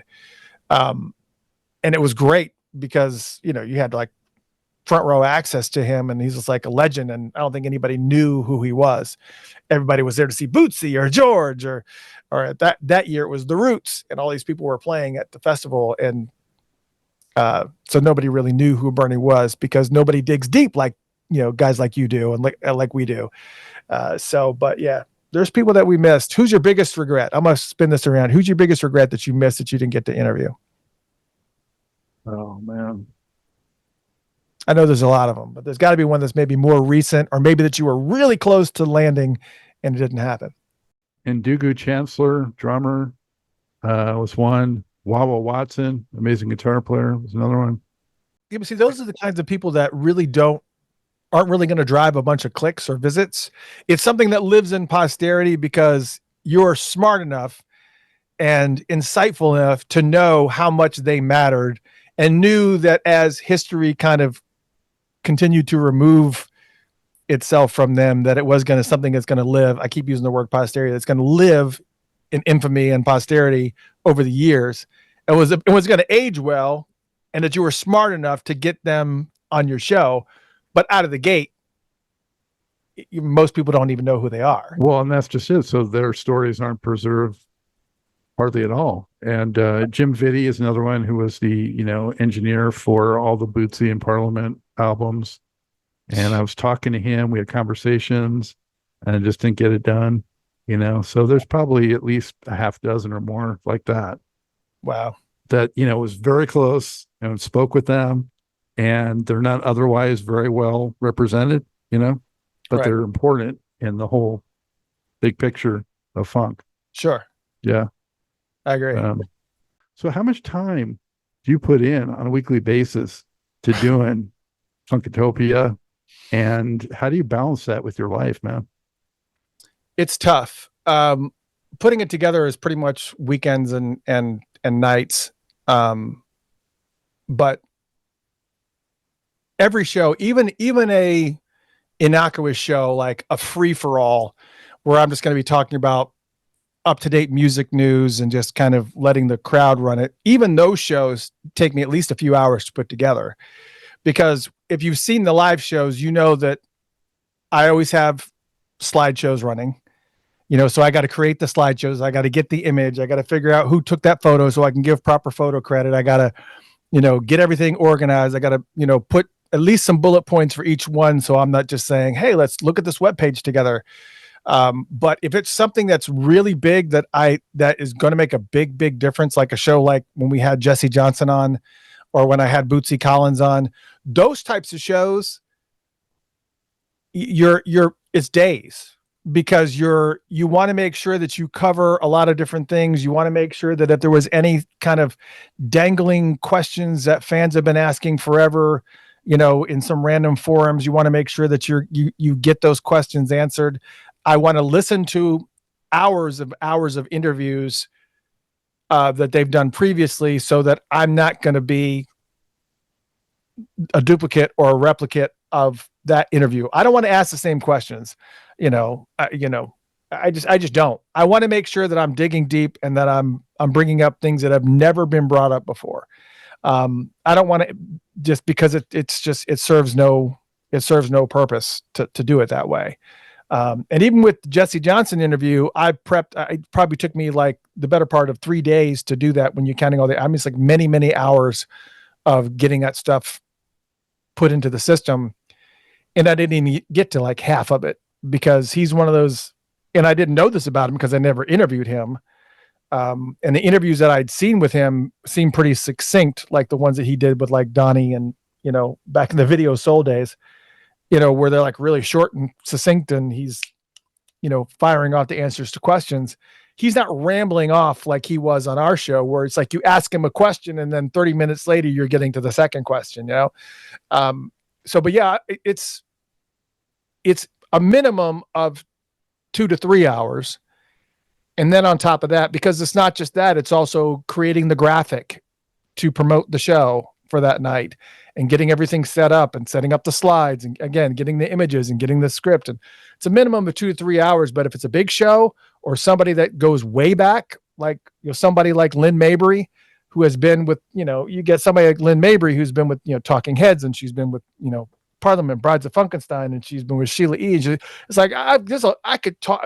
What isn't there to talk about? And you want to make sure that you kind of at least tap on, the core of those items. And those types of shows take, 8+ hours to do. And I think luckily my wife is patient enough to know that this is kind of what I do. And she knows that I'll spend my lunch hour doing it. After I drop my daughter off at school and I get back here at 7, I work from 7 to 9 doing it. And after, it's just, I just, whatever free time I have that's not going to infringe on my time with her, or time away from the family, then it is what it is, and they kind of do their own little thing, and they'll go off and do something that I don't want to do. We're going to walk around the mall. Okay, you do that. I'm going to sit over here and just kind of work on this. And, if I'm riding in the car, she likes to drive, and I'm cool with that, because I'll sit and do some research and tap away some questions. And, so that kind of helps too. Whatever opportunity I have to get it done, I just do it. And it's a lot. I mean, the amount of research that goes into it. I mean, I don't know how much time did you put in, but I feel like because of the fact that I do it live, everything has to be ready. There's nothing to do in post other than maybe edit stuff out that they didn't mean to say or they want to take out. There's nothing to, it has to be done. It has to be there when I'm doing the live show. I have to show the picture, I can't just come back later and it's like, oh, I'll get that photo later and then I'll put it in, I'll layer it over. That's not how it works. Live show, everything's got to be done and ready, completed and ready to go when you do the show. And it's a lot. It's a lot. Yeah. Oh, well, I'm glad you're talking about it because people need to understand, some of those people kind of take shows like ours somewhat for granted. It's like they get critical when they're getting it for free. And there's all this work that we're putting into it because it's such a labor of love. Yeah. And, we're passionate about it and we're not making any kind of killing doing it. So, yeah. It's tough. It's definitely tough. It's a lot of work. And again, and that doesn't even include the other stuff that, you and I were talking about before about, finding out, that's a guest that I want to have on. Now I got to figure out who the guests are. All right. Do I want to reenact my IMDb Pro account so that I can find out who their manager is so I can get that email. And I don't trust enough to be charged $89 a month for the handbook or whatever that periodical is that's online that you can get that's going to give you access to all their contact information or figure out who their manager is or who their press contact is. And then because that whole process of booking people is a whole nother nightmare. So that's one of the bigger time sucks for sure. And for me, getting them to agree to come on a Tuesday night at 8 p.m. Eastern Standard Time. It's not like, well, when can you do it? And then we'll figure it out. Yeah. I mean, there's some acts that I had no choice but to just whenever they wanted to do it. Like Bootsy was one of those, he couldn't do it live. So we had to do it. It was in the middle of the afternoon one day and I wasn't even in town. I was somewhere else. And Macy Gray was another one. I interviewed her and it was one of those things where it was like, all right, well, I'll interview her, but she, again, wasn't going to do it live because she had a concert that night. And it's just, it's tough. The scheduling and everything is just a nightmare. So I'm glad you drew attention to that because, yeah, you're right. People don't appreciate everything that we do. It's a lot. Well, I appreciate you, Chris. Well, I appreciate you too. It's a support group now. Yes. What is there any like technical snafu that comes to mind during one of your broadcasts that just like really turned your world upside down? Yeah, all the time. People lose connections. Because again, when you're doing it live, if somebody loses connection, they're just sitting there talking and all of a sudden, yeah. So one day I'm just like, and you're like, okay, are we live? Is this still happening? And you realize they've lost connection. So now, again, when you're doing it live, now you got to make up some stuff. Fill the air. Yeah. Oh, well, they lost connection. Well, for those of you just joining us, we have so-and-so there. I have a little bit of a technical connection, but this is really, really cool. This is a good opportunity for you guys to kind of get your questions together. If there's any questions you want. So you're like burning time right now trying to get the audience to start doing their chat and just kind of filling in that moment. And it just happened recently. I was doing a special on the documentary because they had that article that came out in the New York Times about the documentary and all the, how everything's going haywire with it. And I wanted to do a documentary special, and I did it on a Monday night because we already had Sheila booked for Tuesday night. So I did it on a Monday night, and literally I was about to go live, and my connection just disappeared. Like, it went totally blank. It didn't disconnect because we do it through StreamYard. Everybody was staying live, but I was gone.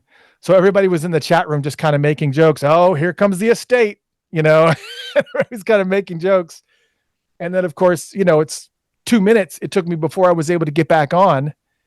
And so I finally get back on and, you say, yep, see, this is kind of what happens. This is what happens when you go live without a net. It's the reality of what happens.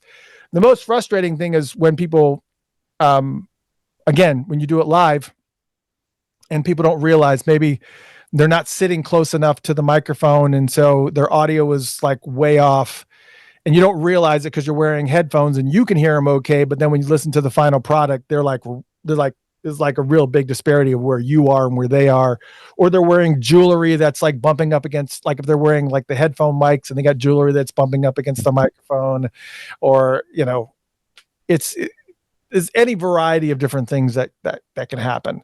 And you would think that people who do interviews to promote their stuff on a regular basis would know better, but it's just surprising that they don't. It's like, okay, really?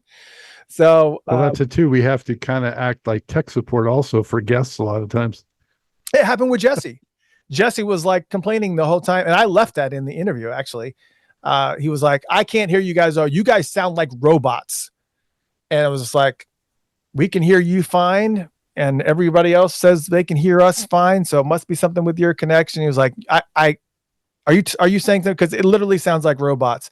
And I was like, okay, disconnect from your phone provider and just go Wi-Fi. He goes, well, I've got full bars on Wi-Fi. I said, then disconnect from Verizon or whoever it is, disconnect and just do Wi-Fi. And he goes, all right, I'll try it. But if I lose you guys, I guess I'll call you back. And he did it. And then everything was fixed like that. Like we were able to do technical support. And he was like, oh, I can hear you guys fine now. That's great. Cool. So I was like, all right, great. So that's awesome. And I left it in because it was like, I thought it was a good example of us being able to fix something on the fly quickly and be able to kind of get things resolved. And that takes a skill set in itself, is just trying to fix people's, communication issues. Especially when you're often interviewing, kind of older performers and. Oh yeah. They're just not, they're not technically savvy at all. Yeah. They'll do the vertical thing where you've got black on both sides and it's like, can you turn it horizontal? Oh, I can. And they turn it horizontal, but they don't have the auto adjust on their phone. So now they're just sitting like this. It's like, okay, we're gonna have to walk you through all this. Well, we try to get them in early, say we go on at 8. Why don't you come in at 7:30? Let's make sure everything's where it's supposed to be. And then we make them sit in the green room for the pre-show, and then we kind of get everybody moving. So, but I got it down to a science now, but it's still a mess. Who would you say, is there anyone that comes to mind that was like your toughest or most challenging interview? Like maybe they were just given, real curt answers or whatever.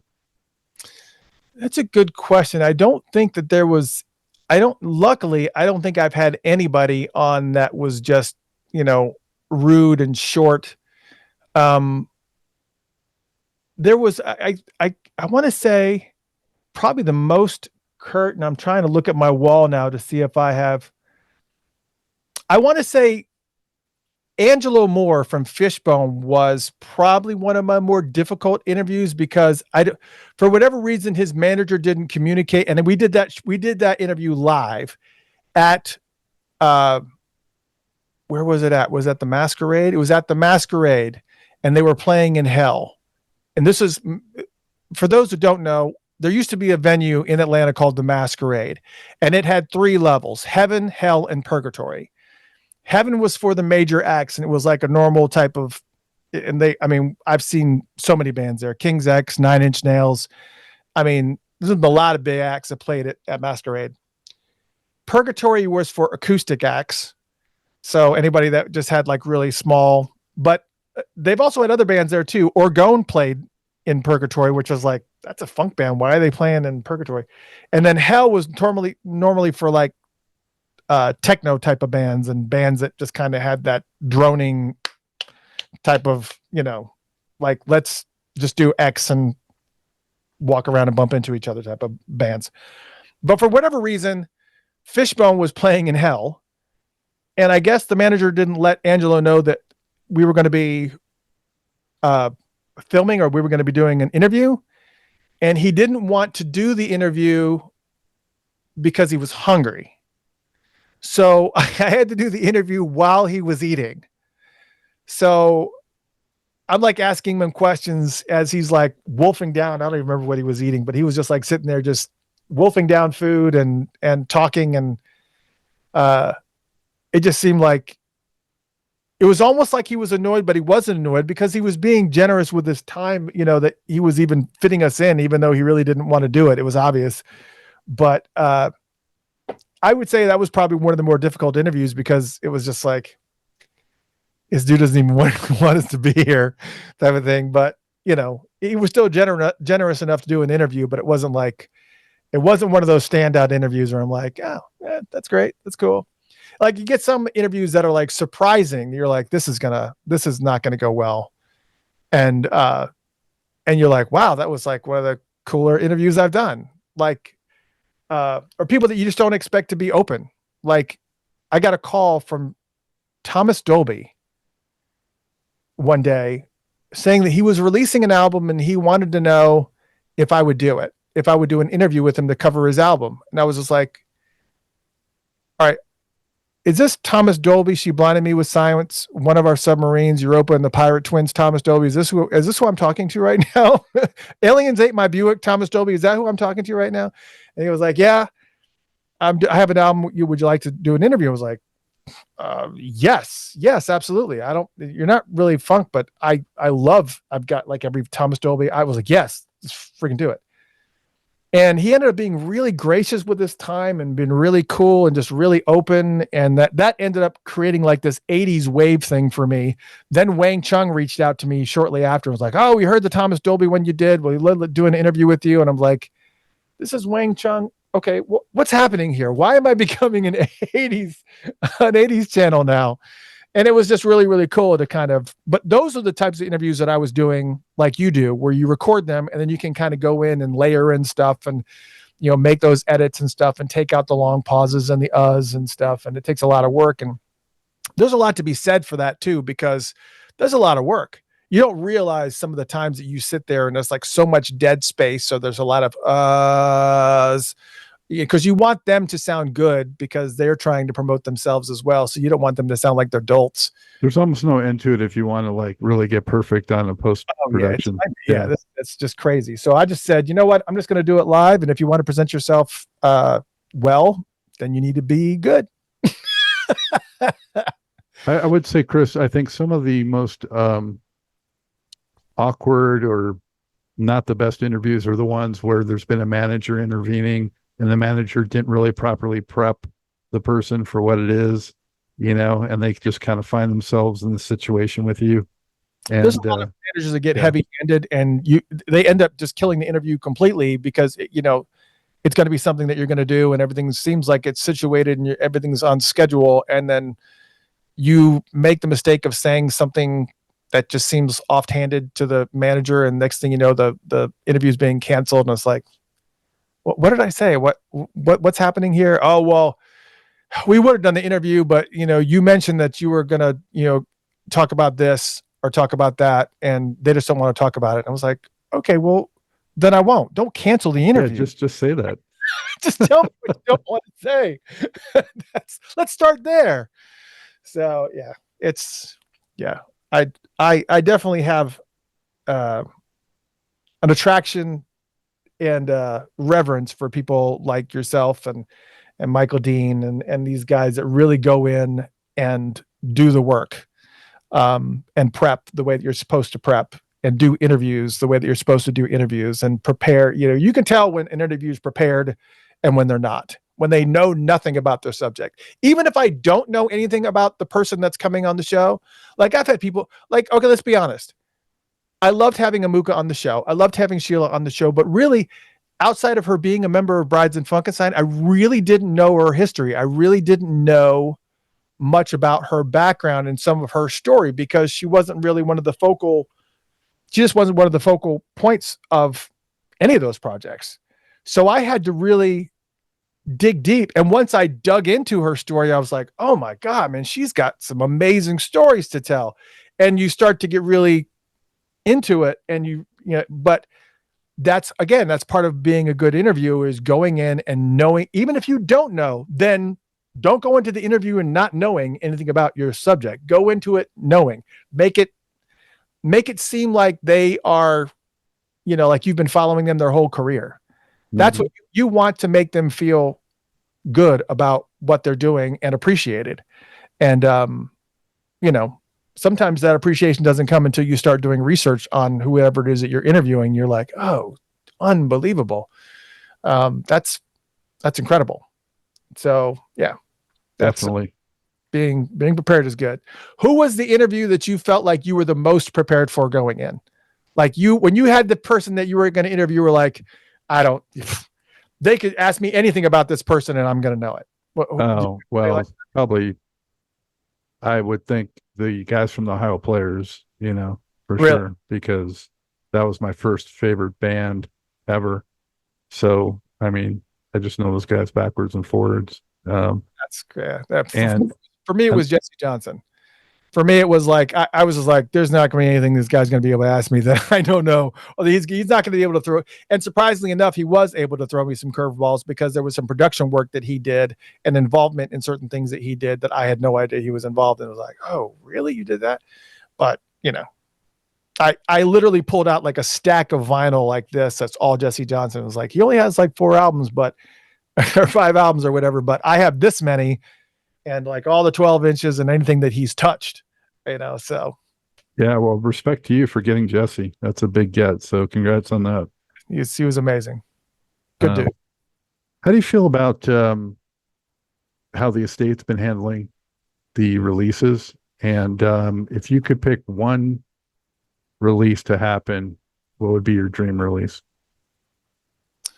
I don't envy the estate, but I've also had the opportunity to kind of, during the last celebration in Minneapolis or Chanhassen, I was able to sit down with both Londell and Charles, and actually have discussions with them about releases and stuff like that. And they kind of, you can't envy their position whatsoever, because obviously they're being judged by the fans who just want the music, but they are not the part of the estate that has control over the music. The music part of it is pretty much being manhandled by Primary Wave. But the problem is that there is some involvement in what they can and cannot. They can't just say, okay, we're just going to release everything, because Londell told me, he said, if we gave total control over to Primary Wave to just let them release whatever they wanted to release, there would be like a release every week. And we realize that's what the fans want, but then what then? Because you are going to run out of material at some point in time. So I just think there has to be, and a lot of the stuff that's still sitting in the vault is music that's not completed. It's not finished. And so you've got these production concerns of, I can't just release this as it is on this, as it's mixed, because it's just an idea. It's just like the semblance, just the foundation of an idea, and that's the extent of it. And I mean, like the last release that they had, there's songs that were like that, where it's like, this doesn't sound like it's like a full thought. So I don't think that this should have been on here. If I was going to really want a release, there is, I would say, and I know that I'm not alone in this, the recordings of the Prince Piano and a Microphone tour from Atlanta, the final show that has been recorded. I was at both of those shows. I do not remember seeing cameras anywhere. If they were hidden away on the side stages or above him and whatever. I know that the one that was done in January in January 2016 in Paisley Park, that was recorded, and I've seen some of the video clips of that. But there has been a bootleg of that, though. Matter of fact, I have it right here. That was sent to me, by the way, was this one right here. It's the final show, Prince Piano and the Microphone. And what was insane about this is that they went full on. I mean, like, no joke. They went full on with, doing this insane packaging. Yeah, it looks really nice. I mean, they created full on recreations of ticket stubs and a booklet that actually has stories in it and stuff. I mean, they went in hard.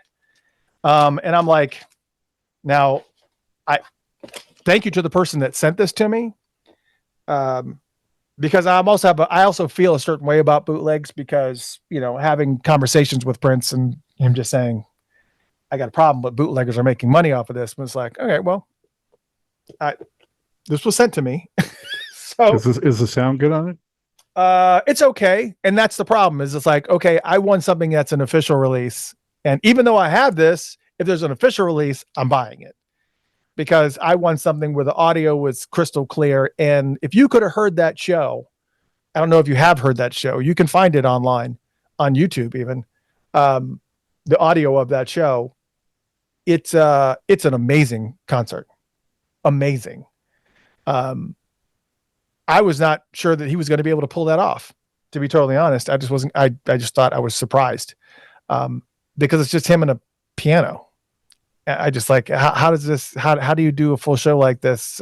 But it was amazing. It was fantastic. There's no drum tracks. It's just him, very little effects, just him, and just because he plays piano so percussively, it was like, and you could hear his foot on the pedals and stuff, it's just, it was immaculate. So yeah, I think I'm not alone in wanting that to be an official release, to have it officially be released.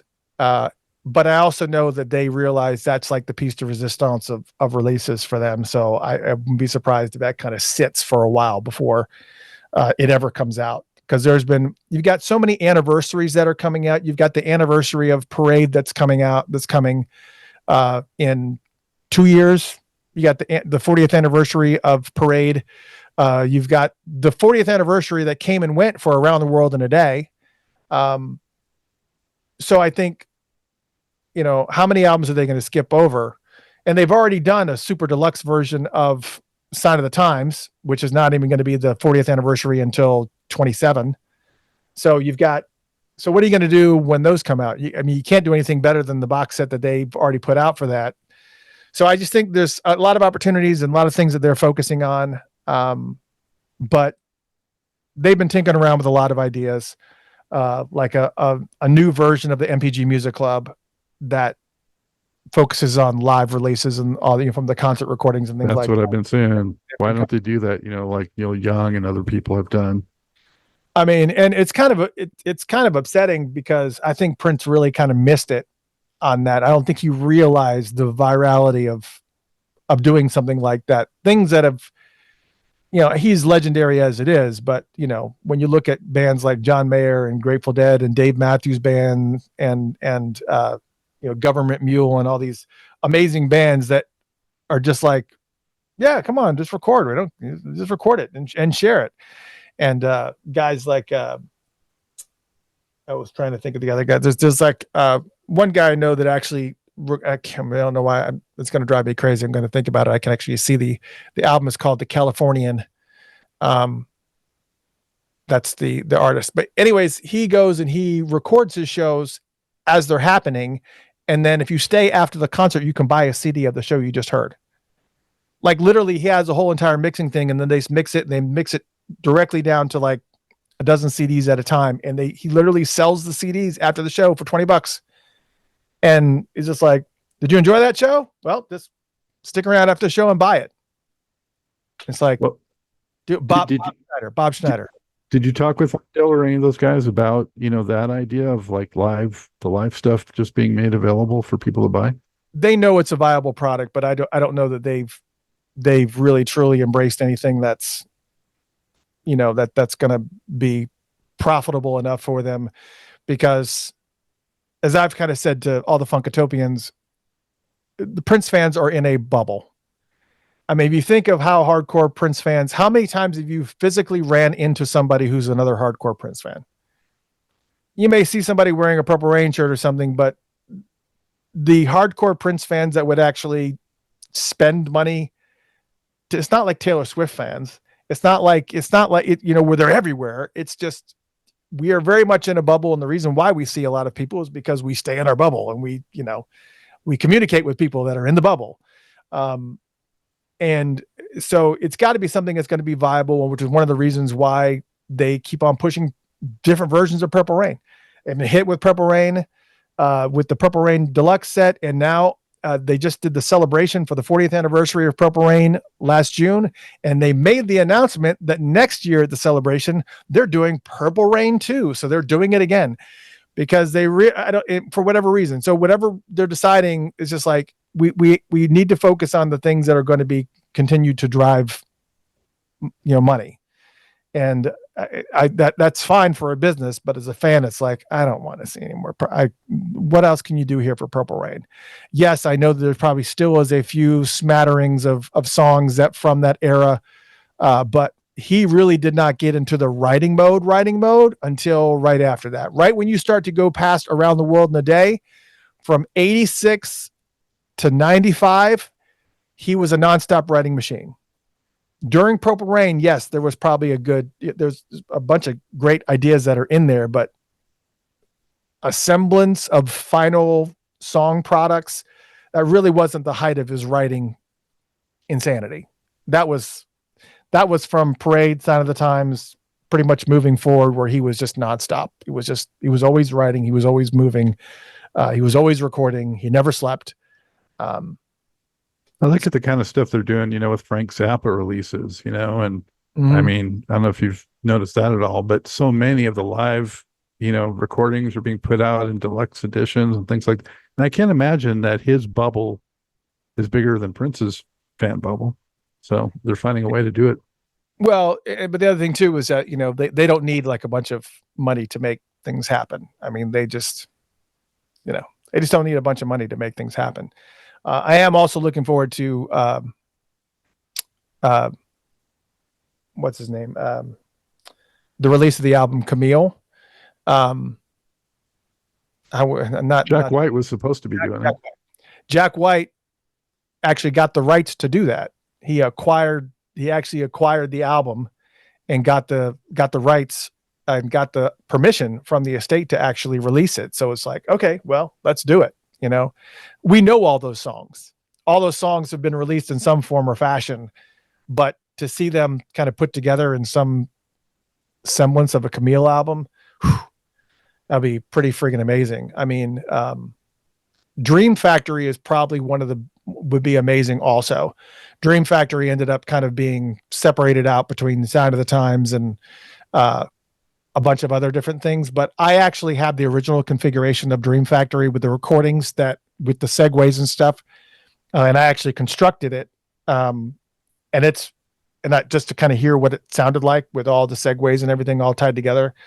And that would have been a legendary album if it had been released, and it would have been the Revolution's next album, but it ended up being canned, and then he ended up firing all of the Revolution. So that album never happened, but I'll have to do a special where I play the Dream Factory with the specific, not just the songs, but the songs with the segues and the layered sound effects and stuff that I was able to get a hold of that tied all those songs together, because it's magic. Holy cow. It's pretty friggin' phenomenal. So if I put you on the spot and say, at least as we're talking right now, what would be your top 5 songs? Yeah, that is tough. If I Was Your Girlfriend would probably be on that list for sure. Ballad of Dorothy Parker would be on that list for sure. So there's a couple right there from Sign of the Times. The jazzier stuff that I'm vibing out on at any point in time, like She Spoke to Me, different things like that. I mean, it just kind of depends on what mood I'm in. DMSR always seems to end up on my list just because of the vibe of it. And I would probably pick another track or two off of 1999, just because the way he let those songs breathe, it wasn't just like the songs being put together, but he would, if the song was going to be 7-8 minutes long, that's what it's going to be. And it allowed you to kind of vibe it out. So it's like Automatic is a perfect example of that. It's like, it's longer than it needs to be, but it breathes just enough to be like, oh, this is awesome. Yeah. So, if I Was Your Girlfriend and Ballad of Dorothy Parker are always going to end up on that list, and the other three are just kind of all over the map depending on what kind of mood I'm in. But at least a couple of those would end up being something off of 1999. But then, I start thinking about the other albums, and it's like, yeah, but I also like that one. And I could go all over. Rainbow Children is probably one of my all-time favorite albums by him, just because of the way it's structured. It's most cohesive of all of his albums. But if you also put a gun to my head and said, the best Prince album, I would probably end up going to 1999, just because consistently, vibe-wise and funk-wise, front to back, it's just perfect. I think there's not even any throwaway songs on that one. I mean, I could probably do with or without Free, but a lot of people like that song, and they were like, no, don't say that. But it's also the one that's off kilter from anything else on that album. So it's just a masterpiece. I don't argue that for sure. I wish the long version of Delirious had been on it, but yeah. Yeah, I thought, there's some long versions that don't need to exist. Like the long version of America doesn't need to exist. Like, I think it's just like, this is just like the beat for another 10 minutes without really much else going on. So it's, just accept it. Just let So now, what is your day job when you're not doing Funkatopia? We didn't mention. I am a digital marketer. I own my own company called Rankwell Marketing. So if you want to rank well on Google, Rankwell Marketing is the name of my company. And I basically help businesses get found. So if they're having problems with their online presence, from a website perspective, or just being found organically on Google, or, whatever there is they're trying to get focused on. And I have a variety of people that I can go to if you need, whatever you need done. But funny enough, it's just what they always say. It's just like, the builder's house is always the one that needs the most work. That's kind of the same way it is with Funkatopia. It's like, I'm a digital marketer, but in the same note, it's like Funkatopia is a slow ass site. And it's just, but it's like, all right, the problem is that it's built on WordPress, and this piece may not make sense into this theme. And if I move this from this theme to this theme, everything's going to fall apart, and that's going to go here. And I'm going to have to, it's just, I don't know. I just really focus on what's going to make the most monetary sense for me from a personal standpoint. But yeah, to answer your question, I do digital marketing is what I do. Well, I mean, didn't you like revamp some of the graphics fairly recently though? And I know I like some of the little animated, icons you have and things like that.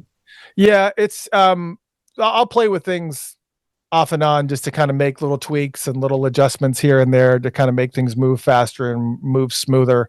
But the site overall is just very, very graphic heavy. There's a lot of motion on Funkatopia.com. And probably my biggest issue really, from a marketing standpoint for my own, is the length of my videos. You have these 2-3 hour videos, and people look at it and they go, oh, I'm not watching this shit for 2 hours. This is not happening. I'm not doing it. And it's like, okay, now I've got to figure out, do I need to dump this into opusclips.com and let them, use AI to split stuff into like 2-minute segments or 1-minute segments so that I can push it out on Facebook Reels or whatever.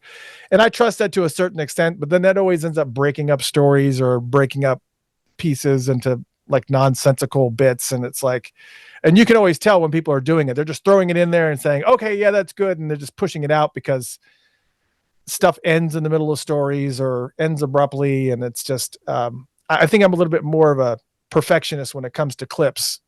And I think that's my biggest downfall on my marketing, is just being able to take my content, which I have hundreds of hours of, like yourself, and you just like, well, what do I, now I got to sit through and I got to break this up into minute. Okay. That's good. That's a whole nother job in of itself. I mean, if you want to get into that. Oh my God. Nightmare.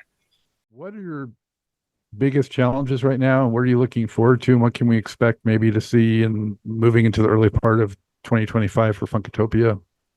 Well, as you know, we have an ASCAP licensed radio station where we have 24/7 funk that is playing on an app called Funked Up. and you can download it. And it is, again, all the music that's on there is ASCAP licensed. We actually make sure the artists get paid when we play their music, which is supported by Patreon supporters at patreon.com/Funkatopia. And we just launched a brand new version of that. Now there's 3 radio stations that are on there. One's 24/7 Funk, one's 24/7 Prince, and one's 24/7 Prince with really deep cuts, like B-sides, dance mixes, live tracks, affiliate acts like Apollonia and Vanity and Sheila E. and Maserati and Andre Sabone. And again, all ASCAP license, which is very, different. But the other thing too is that rebranding a lot of stuff. You're going to see a lot of growth. There's going to be a lot of t-shirt designs, because obviously with Funkatopia being a funk focused site, I'm taking advantage of that vibe, that 70s vibe, and making things like trippy type of different types of t-shirt designs. So we're going to be coming up with a bunch of different, all kinds of crazy t-shirt designs and stuff.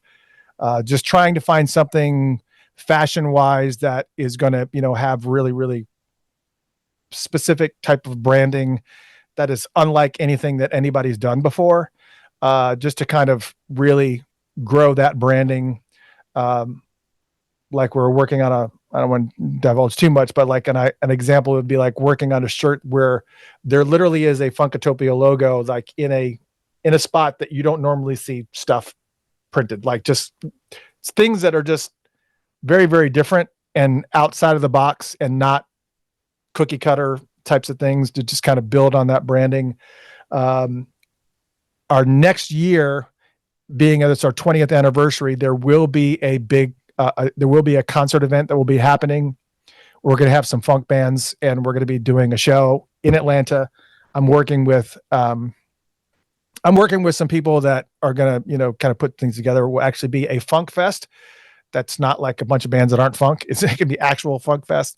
We're going to have some funk bands and stuff. And obviously there'll probably be some purple stuff in there as well. So we want to have a big 20th anniversary type of thing.